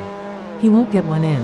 That's a disaster for his team. They'll be starting qualifying blind, no setup data to work with.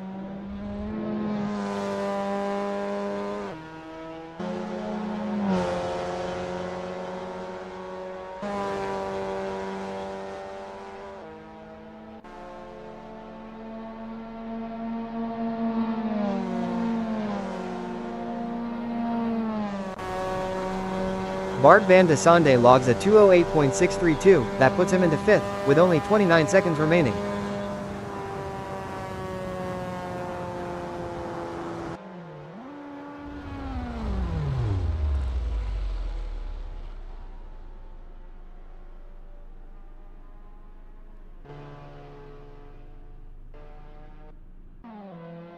Daniel Kochish is in the NASCAR bend, 51 seconds on the clock, and still no time lap.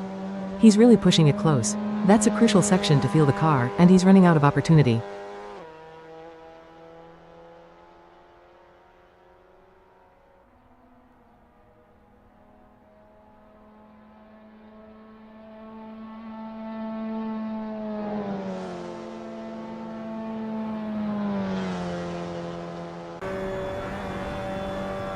Joel Lemrick posts a 2:11.524, that puts him in P12 with a minute and 23 seconds left. He'll be wanting to improve on that. P12 is not where you want to be heading into qualifying. He needs to find some more pace if he can get another run in.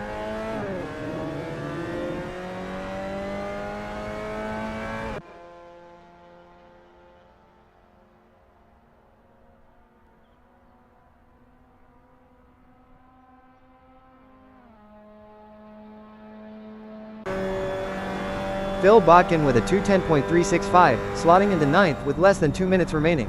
At least he's got a time down now. It's not a top time, but it's something for the engineers to work with before qualifying.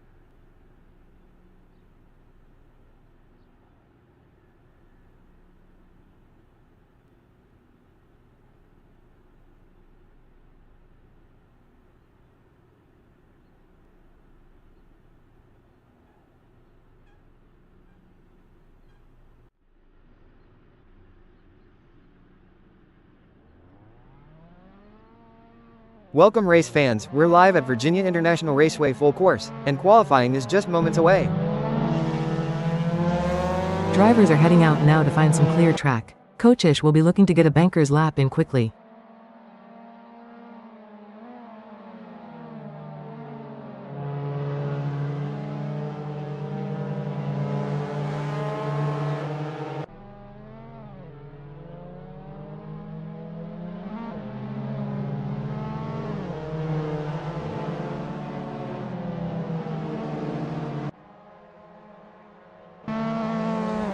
Wallstrom is out there now, getting his tires up to temperature, preparing for his first flying lap.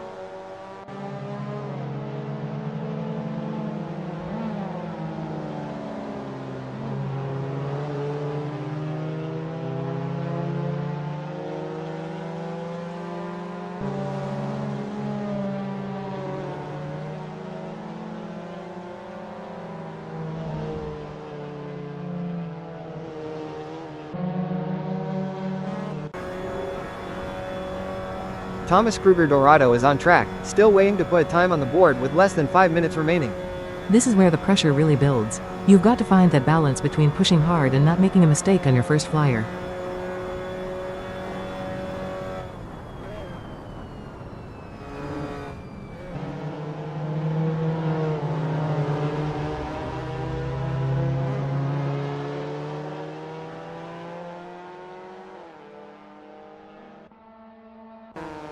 Fovark is through Oaktree, still looking for clear air to set his qualifying time.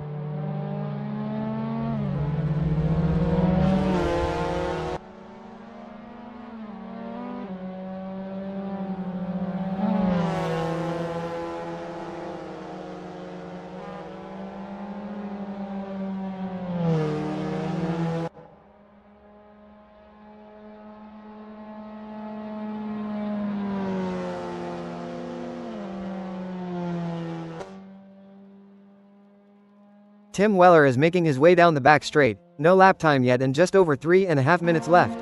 You really want to get a toe there if you can, but more importantly, keep it flat and straight to carry maximum speed into the next section. Kochish navigates the horseshoe, still without a time as the clock continues to tick down.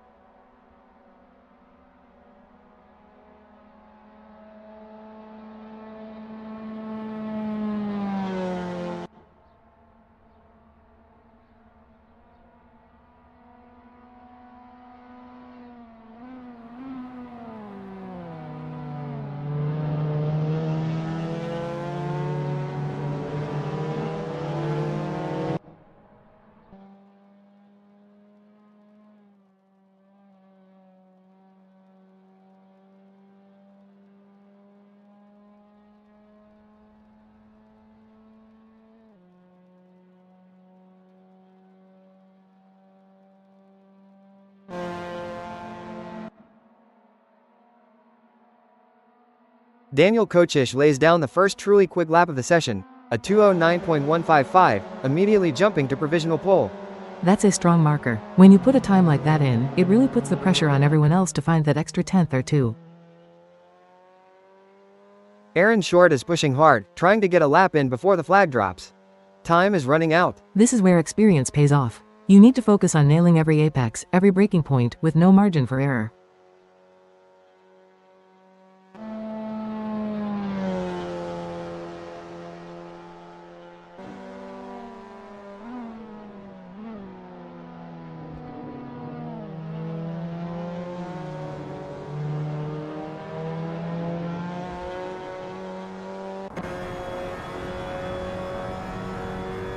Niall Gagan is flying, almost a quarter of a second up on his personal best. Can he hold it for the remainder of this final lap?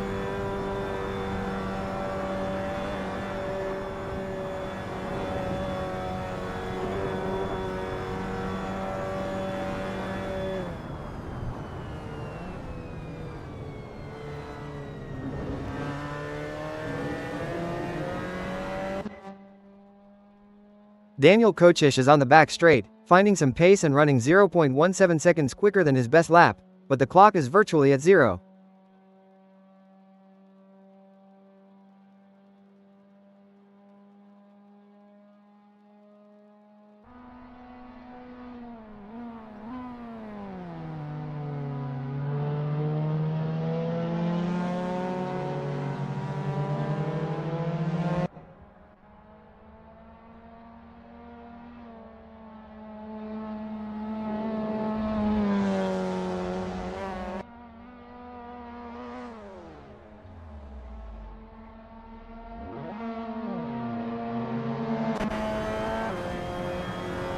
Gagan continues to push, an impressive 3/10 up on his best lap. He's currently P15, but this could change that. You really have to bring it all together in these final moments. One small mistake can undo all that hard work over the previous sectors. Phil Bodkin is flying, nearly 3/10 up on his best time. This could be a significant improvement from P17. What a lap this is from Adam Tiaz. Over a second quicker than his previous best, he's currently P18 and looking to climb. Finding over a second on a single lap in qualifying is remarkable. He's clearly found some pace, or just hooked up a perfect lap.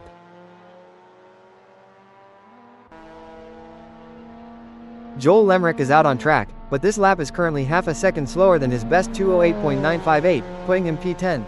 It's always a challenge to improve on every single lap. Sometimes you just have to manage what you have, especially when you're already pushing near the limit. Bart van de Sande is absolutely flying, 3/10 up on his best, currently P2, he's chasing that pole position time.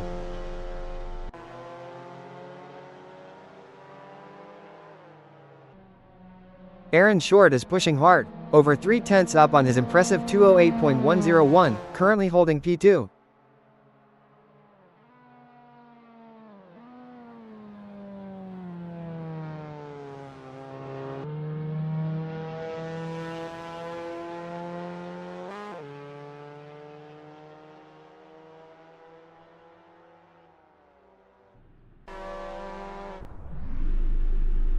Sten Wallstrom is currently P19, but this lap is well off his pace, over 11 seconds slower than his best through the snake section. That's a huge difference. He might have had a big moment, or perhaps he's just backing off to find some clear track for one final push.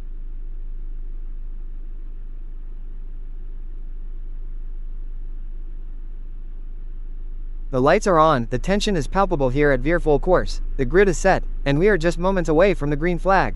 This track is incredibly demanding, and with a 9 miles per hour wind, those high-speed sections like the S's are going to be a real challenge. You feel every gust through the wheel.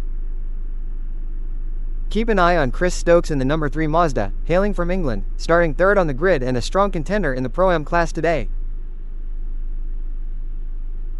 Right behind Stokes is fellow Pro-Am competitor Jareth Hallam, also in a Mazda, starting from 4th position today, representing the United Kingdom.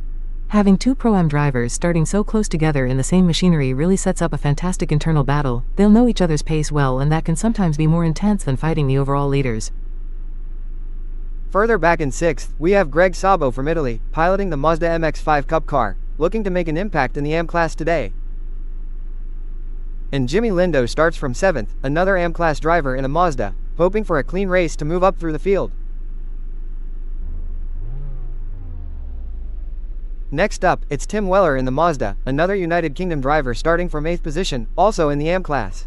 8th is a good place to be for an AM driver. You're not right in the thick of the absolute front row battle, but you're close enough to capitalize if there's any early chaos ahead.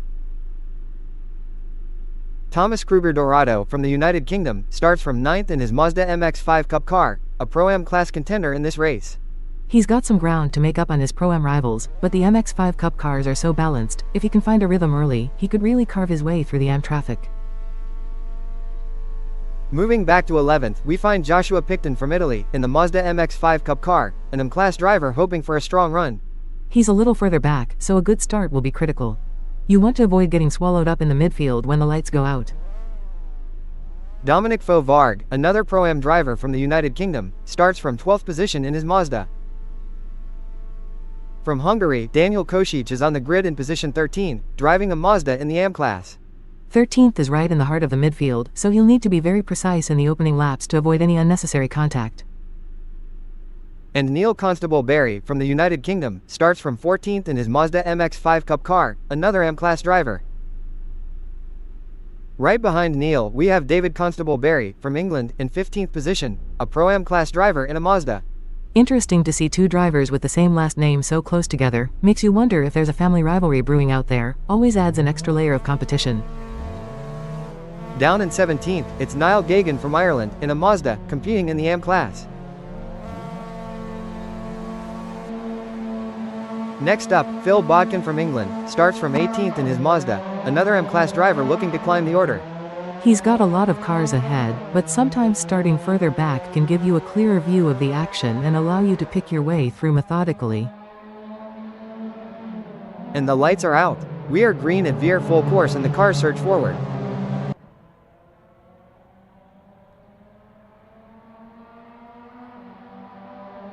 Aaron Short, who started on pole, has already dropped a position in these opening corners, now running in second place. That's the risk of leading into turn 1, you're a target. Sometimes it's better to let someone else take the initial heat and then make your move later on that first lap.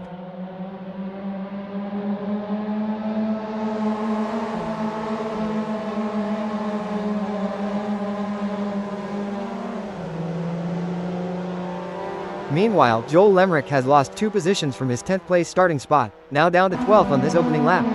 He might have gotten swamped a bit in the pack. These opening laps are about survival as much as anything, especially when you're in the midfield.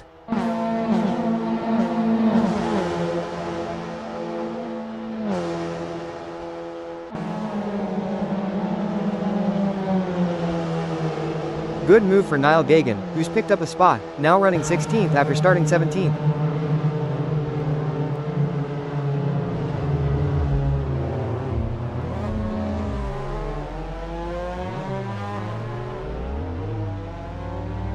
Every position gained in these opening moments is hard fought, and that's a positive start for Gagan moving up.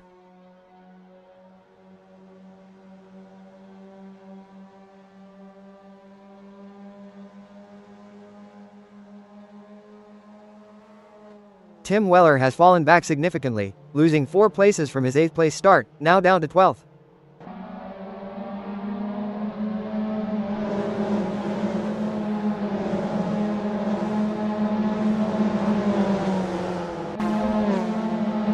That's a tough start for him. It's easy to get caught out in the traffic, especially when you're trying to defend and attack simultaneously in those first few corners.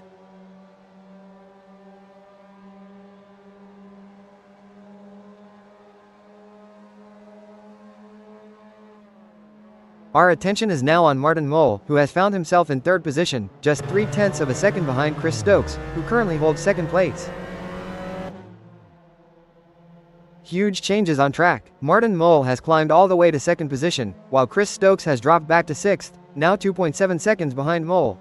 That's an incredible turnaround. Mole must have found some serious pace or made a very decisive move, because closing a gap and then building one of nearly 3 seconds in just a few corners shows real commitment.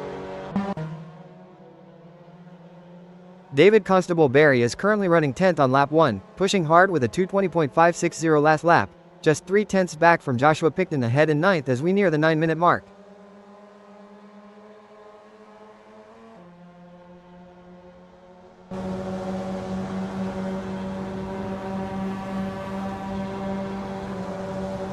Constable Barry remains in 10th, but that gap to Joshua Picton in 9th has stretched slightly to 0.8 of a second now. He's still right there, but those few extra tenths mean Picton has a bit more breathing room. Constable Barry needs to dig deep to close that gap back down. Now focusing on Jareth Hallam in 5th, running at 2:17.711 on lap 1, only 0.4 behind Jimmy Lindo in 4th as we tick down to 8 minutes remaining.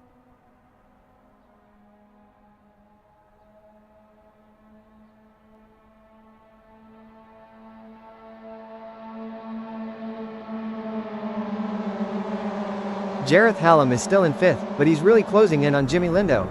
That gap is down to just 0.2 of a second now. He's finding some pace. 0.2 is nothing. He's right on Lindo's gearbox, and that means he'll be looking for a way past in the very next corner. Martin Mole is holding strong in 2nd, posting a 2:15.848 last lap, just 0.3 behind race leader Bart van de Sonde as we now have 7 minutes remaining plus the extra lap.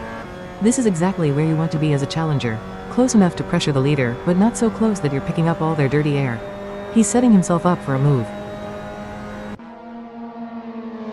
Tim Weller is in 11th, still pushing hard, his last lap at 2:21.383, and he's just 0.4 shy of David Constable Barry in 10th as the clock shows 7 minutes to go.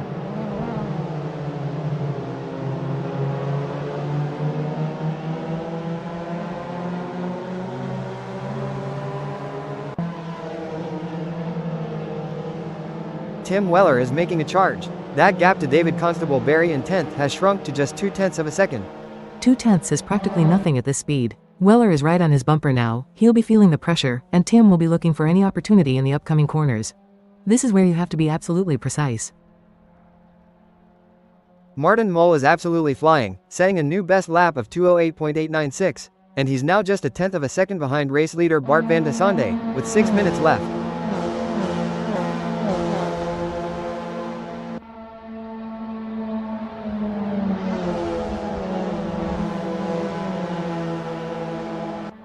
Van de Sande has managed to eke out another tenth on Mole, making the gap 2 tenths.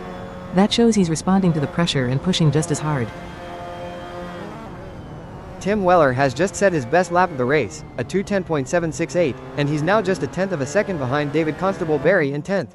He is absolutely hounding Constable Barry now. 1/10 is a blink of an eye. I'd say a pass is imminent unless Constable Barry can find something extra.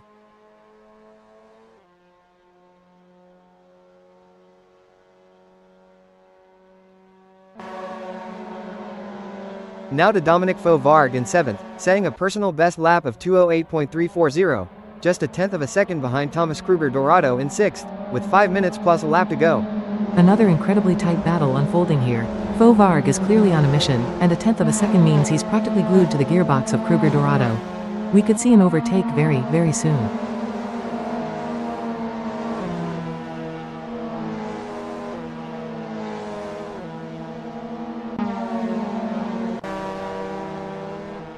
Tim Weller continues to press hard in 11th, that gap to David Constable Barry in 10th remains just a tenth of a second, demonstrating a relentless pursuit.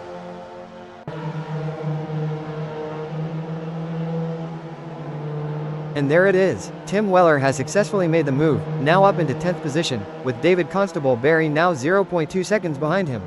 He earned that one. After hounding him for laps, that's a brilliant move, and now he needs to put his head down and try to open that gap to prevent a counterattack.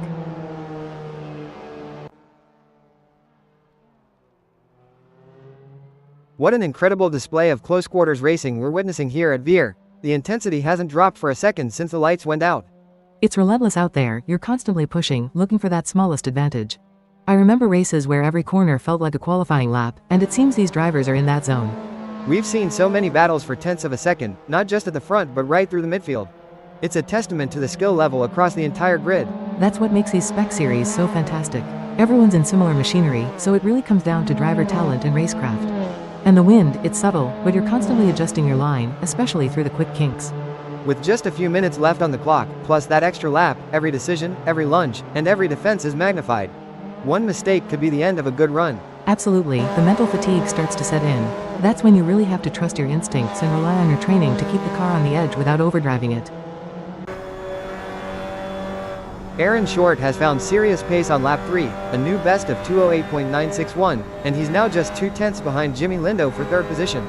He's absolutely charging. To gain that much in a single lap means he's really dialed into the car now. Lindo is going to have to defend very aggressively if he wants to hold on to that podium spot.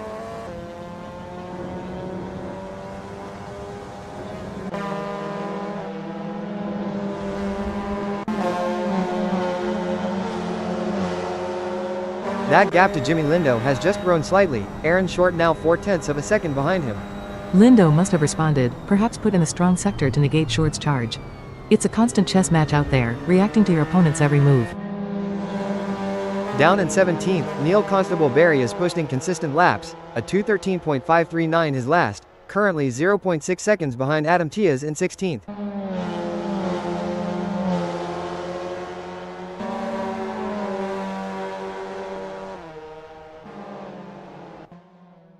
Thomas Kruger Dorado, currently 9th, is now just a tenth behind Daniel Kosic for 8th, after a 2:11.433 last lap, keeping the pressure on.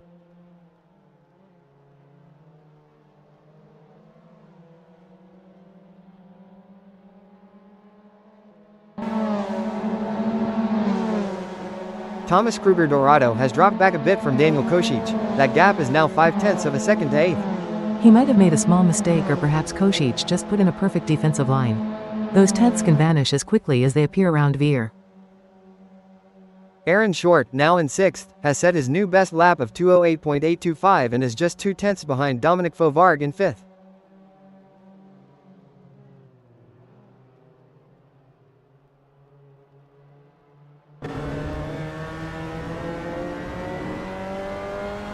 The gap between Short and Fauvargue remains at 2 tenths, so Short is definitely maintaining that pressure for 5th position. It's a tight battle.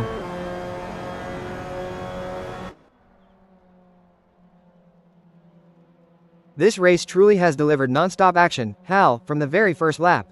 Every sector, every corner, feels like a battleground for position. It does. When you're in the car and it's this tight, you're constantly evaluating, looking for that tiny edge. I remember races here at Veer where the entire field felt like a single train, nose to tail. We've seen so many drivers trading tenths, pulling off fantastic overtakes, then having to defend just as fiercely. The concentration levels must be immense. It absolutely is. You can't relax for a second. The wind we mentioned earlier, though not extreme, adds another layer of complexity. It shifts the balance just enough to keep you on your toes, especially through the high-speed sections. With the clock winding down, it feels like this race could come down to the wire in multiple categories, not just for the lead. That's the beauty of it. Everyone's fighting for something, whether it's overall position or class points. In my experience, these closing minutes are where real champions are made, or where crucial mistakes can happen under pressure.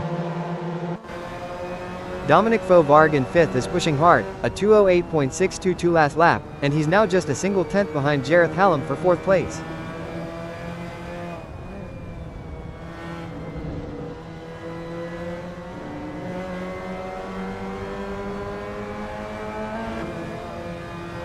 Jareth Hallam has managed to put a little more space between himself and Fauvargue, the gap now 0.3 of a second. He's definitely found some clear air, or just a little extra pace. That's enough of a cushion to be comfortable for a moment, but Fauvargue will still be looking for an opportunity. Aaron Short in 6th, clocking at 2:11.033 last lap, is now 0.3 behind Dominic Fauvargue in 5th.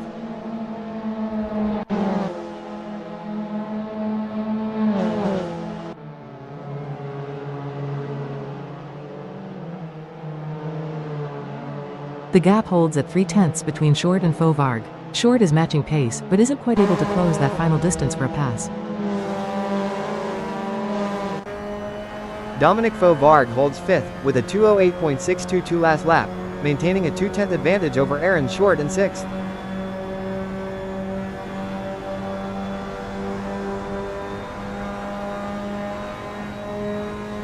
Unbelievable, Aaron Short has made the move on Dominic Fauvargue. Short is now in 5th, and Fauvargue has dropped to 6th, the gap is 0.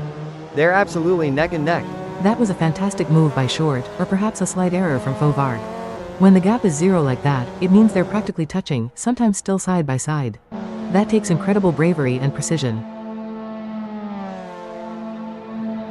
On the back straight, Phil Bodkin in 18th is pushing hard, his last lap at 2:10.301, trailing Neil Constable-Berry in 17th by 0.4 of a second. The back straight is a great place to try and close that gap. You've got the speed advantage, but 0.4 means he's going to need to get a really good run out of the preceding corner to make a move stick into the next braking zone.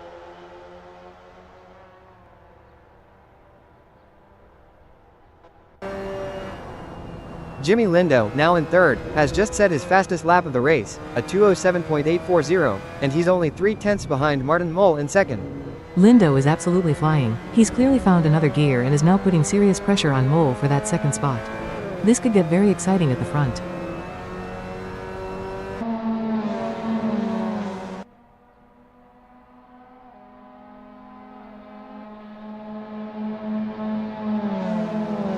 Martin Mull has managed to respond to Lindo's pressure. That gap to 2nd is now 0.4, just a fraction of a second larger. Mull is defending well. He's probably pushing his car to the absolute limit to maintain that small buffer. It's a psychological game as much as a physical one at this level. Phil Bodkin remains in 18th, just 0.4 behind Neil Constable-Berry, maintaining that pressure as the laps wind down.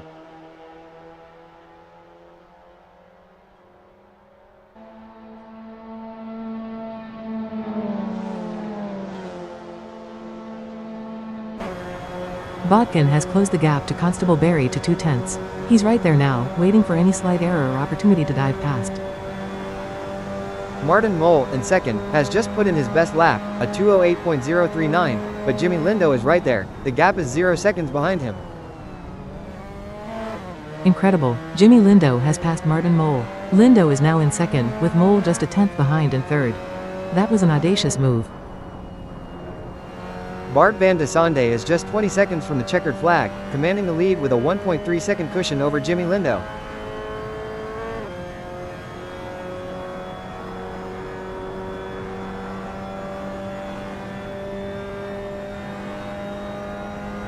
Bart van de Sande crosses the finish line. He takes the checkered flag and wins the race here at Veer. What a superb drive. Starting from second and controlling the race in these challenging conditions, that's a truly dominant performance from the front of the pack. Martin Mull comes home in second place, a fantastic result after starting from 5th on the grid. He really battled hard for that, showing great racecraft to fight his way up through the field and secure a well-deserved podium finish. And Jareth Hallam crosses the line to take 3rd position, securing the final spot on the podium. Aaron Short finishes 4th, Dominic Faux-Varg in 5th, Greg Sabo takes 6th, and Daniel Kosic crosses the line in 7th position. Thomas Kruger Dorado finishes 8th, Tim Weller takes 9th, Jimmy Lindo crosses in 10th, and David Constable Barry takes 11th. Lindo dropped back quite a bit there in the closing stages, which is a real shame after his strong run earlier. Sometimes you just run out of tires or steam. Chris Stokes finishes 12th, Joshua Picton in 13th, Joel Lemrick takes 14th, and Niall Gagan rounds out the top 15. Stokes had a really strong start, but it looks like he couldn't maintain that early pace. It's tough when you're fighting in the Pro-Am class, the competition is so fierce you can get lost in the shuffle. Neil Constable Barry takes 16th, Adam Tias 17th, Phil Bodkin 18th, and Sten Wallstrom finishes out the race in 19th.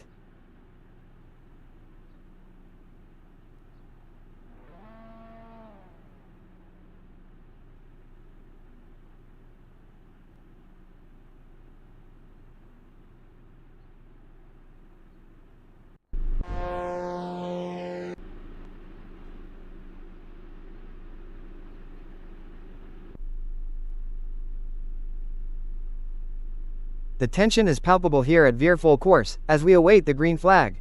A 9 mph wind is certainly a factor today. You feel every gust in the car, particularly in the braking zones and through those faster sweeping corners. It definitely changes the setup from practice. On the front row, in second place, we have Phil Bodkin from England, piloting the Mazda MX5 Cup car, a strong contender in the AM class. Right behind him, in third, it's fellow Englishman Adam Tias, also in a Mazda, looking to make a charge from the AM class. Starting third, especially in an MX5, you have excellent visibility of the leaders. You can see how they manage the first corner and plan your attack. Further back in fifth, we find Niall Gagan from Ireland, another AM class driver in a Mazda, ready for the lights to go out. Just behind him in sixth position, Joel Lemrick, another AM class driver in a Mazda, ready to mix it up in the mid-pack. Sixth is a great position to start. You're clear of the immediate chaos of the first corner, but close enough to capitalize if there are any issues ahead. Next up, in seventh, we have Joshua Picton from Italy, also in a Mazda MX5 Cup machine, another AM class driver hoping for a clean start. In the MX5 series, the AM drivers are often extremely competitive. They can really surprise you with their pace, especially early on. Moving down the grid to ninth, we have David Constable Barry from England, in a Mazda, a Pro-Am class driver today. Rounding out the top 10, it's Jimmy Lindo, an AM class driver in a Mazda, poised to make a move from 10th.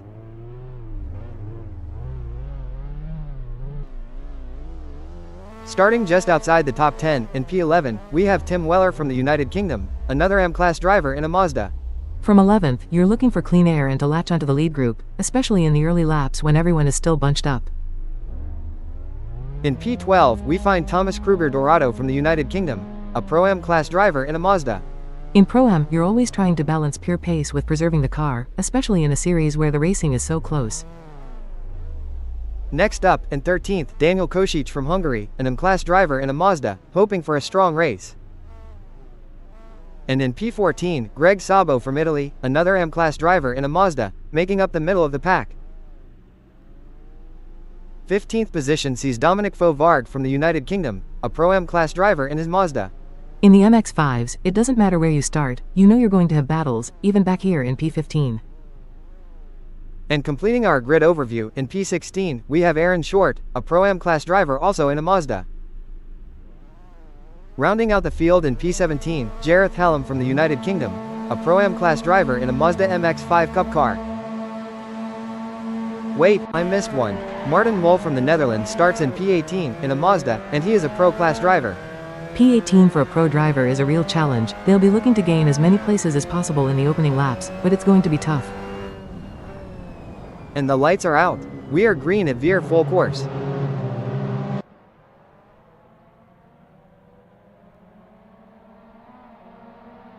through turn 1, and it looks like Sten Wallstrom has held his lead, still in P1 as they stream through the first sector.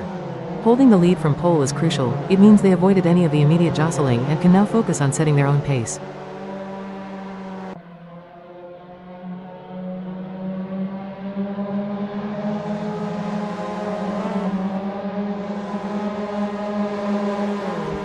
Further back in the field, Dominic Fauvargue has dropped 2 places, now running in P17 after starting P15. Sometimes you just get caught on the wrong side of a move or have to take avoiding action. It can happen so fast on lap 1.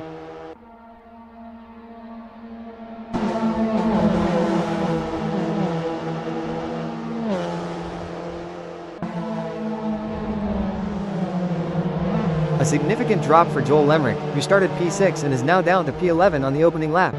5 places lost. That's a tough pill to swallow on the first lap. It means they'll have to work hard to recover that track position.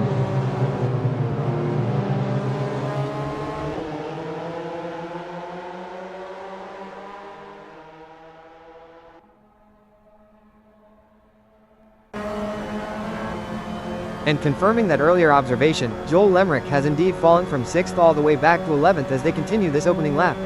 That's going to be frustrating, trying to fight your way back from the mid-pack now, especially with how tight the MX5 racing is.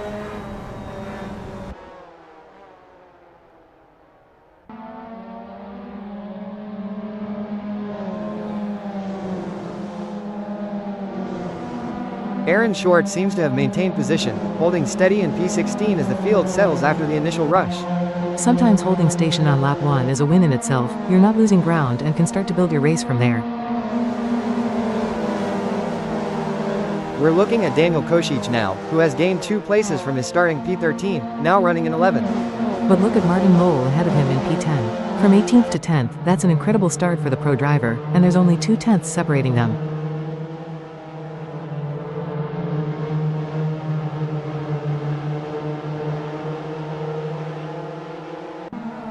What an incredible start we've seen, especially that charge from Martin Lowell, up 8 places already in these opening laps. That's what you expect from a pro driver when they start out of position. But believe me, getting through that mid-pack is like a minefield. You have to be decisive and read the flow of traffic perfectly. And it highlights just how competitive this Mazda MX5 Cup Series is. Every tenth matters, every position is fought for tooth and nail. Absolutely. The cars are so evenly matched that it really comes down to driver skill and making those overtakes stick without losing too much momentum. You can't afford to hesitate. We've also seen a few drivers, like Joel Lemrick, drop back significantly. How do they approach the rest of the race from that position? You have to reset. Don't panic, pick off cars one by one. I've been there. A bad first lap can be disheartening, but the race is long and opportunities will come, especially at a track like Veer with its passing zones. It's fascinating to watch the different strategies unfold, even so early in the race. The AM-class drivers are certainly not holding back either. The AM-class drivers often have a point to prove, and their commitment can be incredibly high. Sometimes that pays off, sometimes it leads to incidents. It's always a fine line. And with that 9 miles per hour wind, I imagine that adds another layer of complexity to these already challenging conditions. It absolutely does. Through the S's or into the uphill S's, for example, a crosswind can really push the car, making you adjust your braking points and turn in. It's subtle, but it adds up over a lap. We're on board with Aaron Short in P14, and he's got company. Dominic Fauvargue is right on his gearbox, 0.0 seconds separating them with just under 7 minutes plus a lap remaining.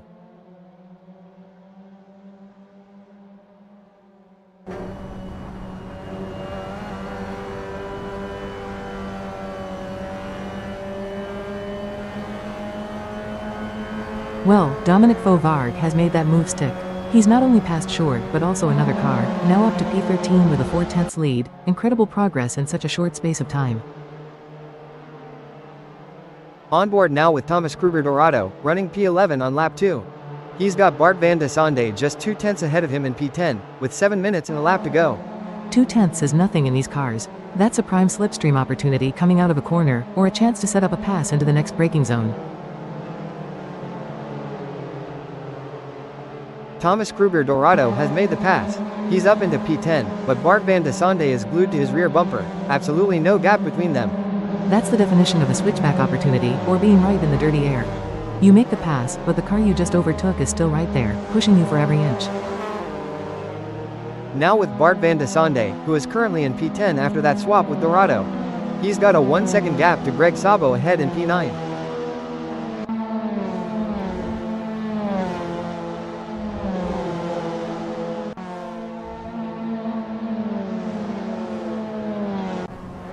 Van de Sande isn't gaining on Sabo at the moment. That gap has actually opened slightly to 1.2 seconds. He'll need to find some pace if he wants to challenge for P9. Up towards the front now, with Niall Gagan running in P4. He's just a 10th behind Adam Tiaz in 3rd, a real battle for the podium positions here. A 10th is nothing. Gagan will be looking to get the run on Tiaz, maybe out of Oak Tree or into Hog Pen, anywhere to get that crucial bit of speed for an overtake. Incredible, Niall Gagan has stormed through into P3. Adam Tiaz not only lost the position to Gagan but has fallen back to P5, a 2-place drop, with only 2/10 between them now. Now with Adam Tiaz, who we just saw lose places. He's currently P4, but has David Constable Barry right behind him in P5, separated by just a 1/10 of a second. Oh, the pressure was too much. David Constable Barry has made the move, passing Adam Tiaz, who now drops to P5. It's nose to tail, no gap at all. We're focusing on the very front of the field, where Chris Stokes in P2 is closing on race leader Sten Wallstrom. Just 3/10 separate them. This is where the race really heats up. Stokes has clearly found some pace, and Wallstrom will be feeling the pressure in his mirrors. 3/10 is an easy gap to close, especially into braking zones. Chris Stokes has done it. He's taken the lead of the race, now in P1. Sten Wallstrom is right there though, just 2/10 back. What a move. He must have gone deep under braking or had an incredible exit. But this isn't over. Wallstrom will be looking to retaliate immediately, maybe a switchback through the next sequence of corners. Back to Adam Tiaz, now in the snake section of the track, running P5. He's 3/10 behind David Constable Barry, who holds P4. 3/10 in the snake is a tough gap to close. It's so demanding you need to be precise, but it can also open up opportunities if the car ahead makes a small mistake.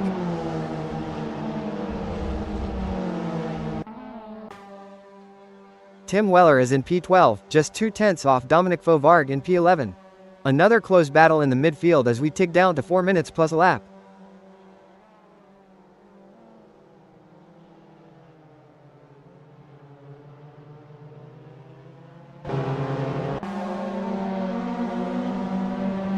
The gap has stretched ever so slightly. Dominic Fauvargue is now 3/10 ahead of Tim Weller. Perhaps Fauvargue has found a little extra pace. Or Weller has had a small moment or a less than ideal exit from a corner. Even a fraction of a second can turn into tenths very quickly in these cars. Bart van de Sande is now in P9, and he's closing on Martin Mole, just 2/10 separating them in the battle for 8th place. 2/10 is prime passing territory, especially if they can get a good run out of the final corner. You're constantly looking for that small advantage to make the move stick.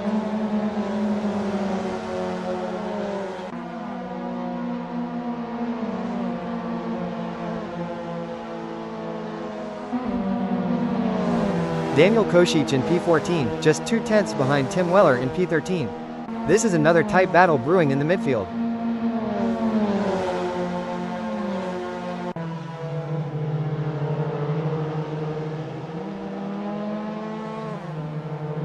Oh, Daniel Kosich has lost a position. He's dropped to P15, now still 2/10 behind Weller, but with another car possibly between them.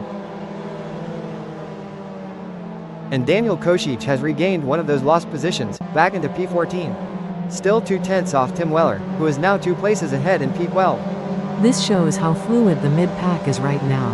Positions are changing every corner. Kosich has recovered quickly, but he'll need to keep pushing to catch Weller, who's pulled a gap. Aaron Short in P13 is just 2/10 behind Tim Weller in P12, as we start lap 4. This pack is absolutely wheel to wheel.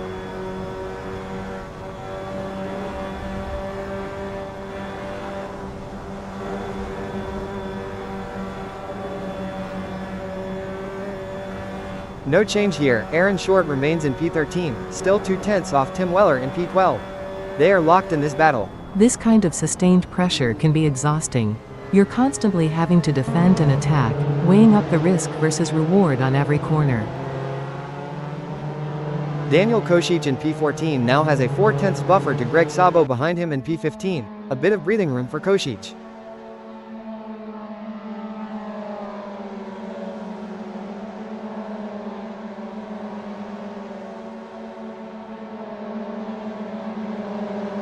That gap for Daniel Kocic has extended slightly, now half a second to Greg Sabo in P15. Every tenth you can put between yourself and the car behind reduces the pressure. It gives you a fraction more space to hit your apexes without feeling that immediate threat. A significant drop for Sten Wallström, who was leading earlier, now down to P6. He's only 2/10 ahead of Martin Moll in P7. This is a major shake-up. From P1 to P6, that's a tough sequence of events for Wallström. He's clearly struggling to maintain position, and Moll is right there to pounce. Wow, Sten Wallström has dropped another 2 places, now in P8. Martin Moll is well clear of him in P6, a huge swing in fortunes. This is a disastrous lap for Wallström. Losing 2 more spots, he's clearly in trouble. Moll, on the other hand, is absolutely flying, that pro-class experience really showing through as he makes his way through the field. What a turn of events. Martin Moll, who was just in P6, has dropped all the way back to P16. He's just 2/10 behind Neil Constable-Berry in P15. That is an absolutely massive fall for Moll. Something must have gone seriously wrong, to lose that many positions in a short space of time. He'll be furious, but now he has to focus on fighting back again.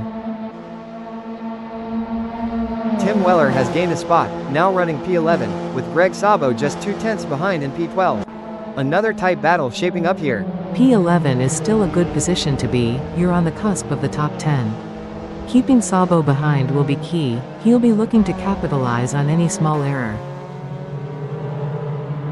Daniel Kocic has charged into P9. He's right on the tail of Dominic Fovarg in P8, absolutely no gap between them. And Daniel Kocic makes the move. He's up into P8, and crucially, has pulled a 6/10 gap on Fovarg. That's a decisive pass. A dramatic twist. Daniel Kocic has lost that position, now back to P9. Dominic Fovarg has also dropped, now P11, within 0.8 second gap to Kocic. It seems there was another car involved there. This mid-pack is just chaos. It's impossible to hold a position for long, you make a pass, and then you're immediately under attack from someone else, or lose out in a bigger shuffle. It's exhilarating to watch, but a nightmare for the drivers. Dominic Fovarg, in P11, is in the challenging hot pen section. He's just 2/10 behind Tim Weller in P10.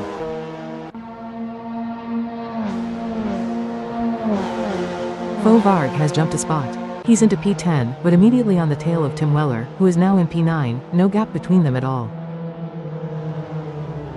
And Dominic Fovarg has passed Tim Weller. He's up into P9, with Weller immediately behind him, absolutely glued to his bumper in P10. That's how quick it can change. One moment you're attacking, the next you're defending. This is a classic MX5 battle, no quarter given. Down in P16, we have Joshua Picton, just 2/10 behind Thomas Kruger Dorado in P15. Another close midfield fight. 2/10 means Picton is right in the slipstream, looking for that opportune moment to make a pass. Veer offers a few spots for it, but you have to be brave.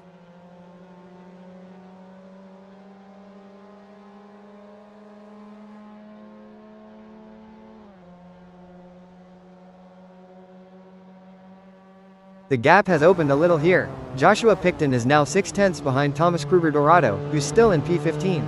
Dorado might have found some clear track, or Picton perhaps lost a little drive out of a corner. 6/10 makes it harder to launch a direct attack. On the back straight, Adam Tiaz is in P5, 4/10 adrift of Joel Lemrick in P4. Tiaz will be looking to close that gap down this long run.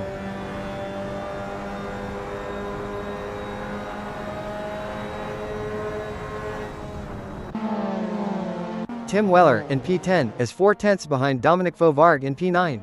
Weller's best lap is significantly quicker, he might be able to close this down. Chris Stokes is absolutely flying out front. He's just 20 seconds from the checkered flag in victory, with Niall Gagan now 6.7 seconds behind him. And Chris Stokes takes the checkered flag. What a phenomenal drive from P8 on the grid to clinch the victory. Niall Gagan crosses the line in second place, a fantastic result after starting from P5. And David Constable-Berry takes the final podium spot in third, a brilliant climb from 9th on the grid. From P9 to P3, that's a testament to patience and consistent pace. He really made those overtakes count and didn't put a foot wrong. Rounding out the top 7, we have Joel Lemerick in 4th, Adam Tias taking 5th, Bart van de Sonde in 6th, and Aaron Short finishing 7th. These are hard-fought positions. Finishing just outside the podium means you were in the thick of the action, constantly battling. You have to be aggressive but also smart. Further down the order, Daniel Kochish finishes a strong 8th, Dominic Fovarg in 9th, Tim Weller takes 10th, and Martin Mole comes home in 11th. To come through that midfield scrum and finish in the points, or just outside, shows a lot of grit. Every single one of those positions was earned. It's never easy in these races. Jareth Hallam finishes 12th, Greg Sabo in 13th, Sten Wallstrom, who had a rollercoaster race, finishes 14th, and Joshua Picton takes 15th. For some, it's about making progress, for others it's about minimizing losses. But everyone out there was giving it their all. Every position matters.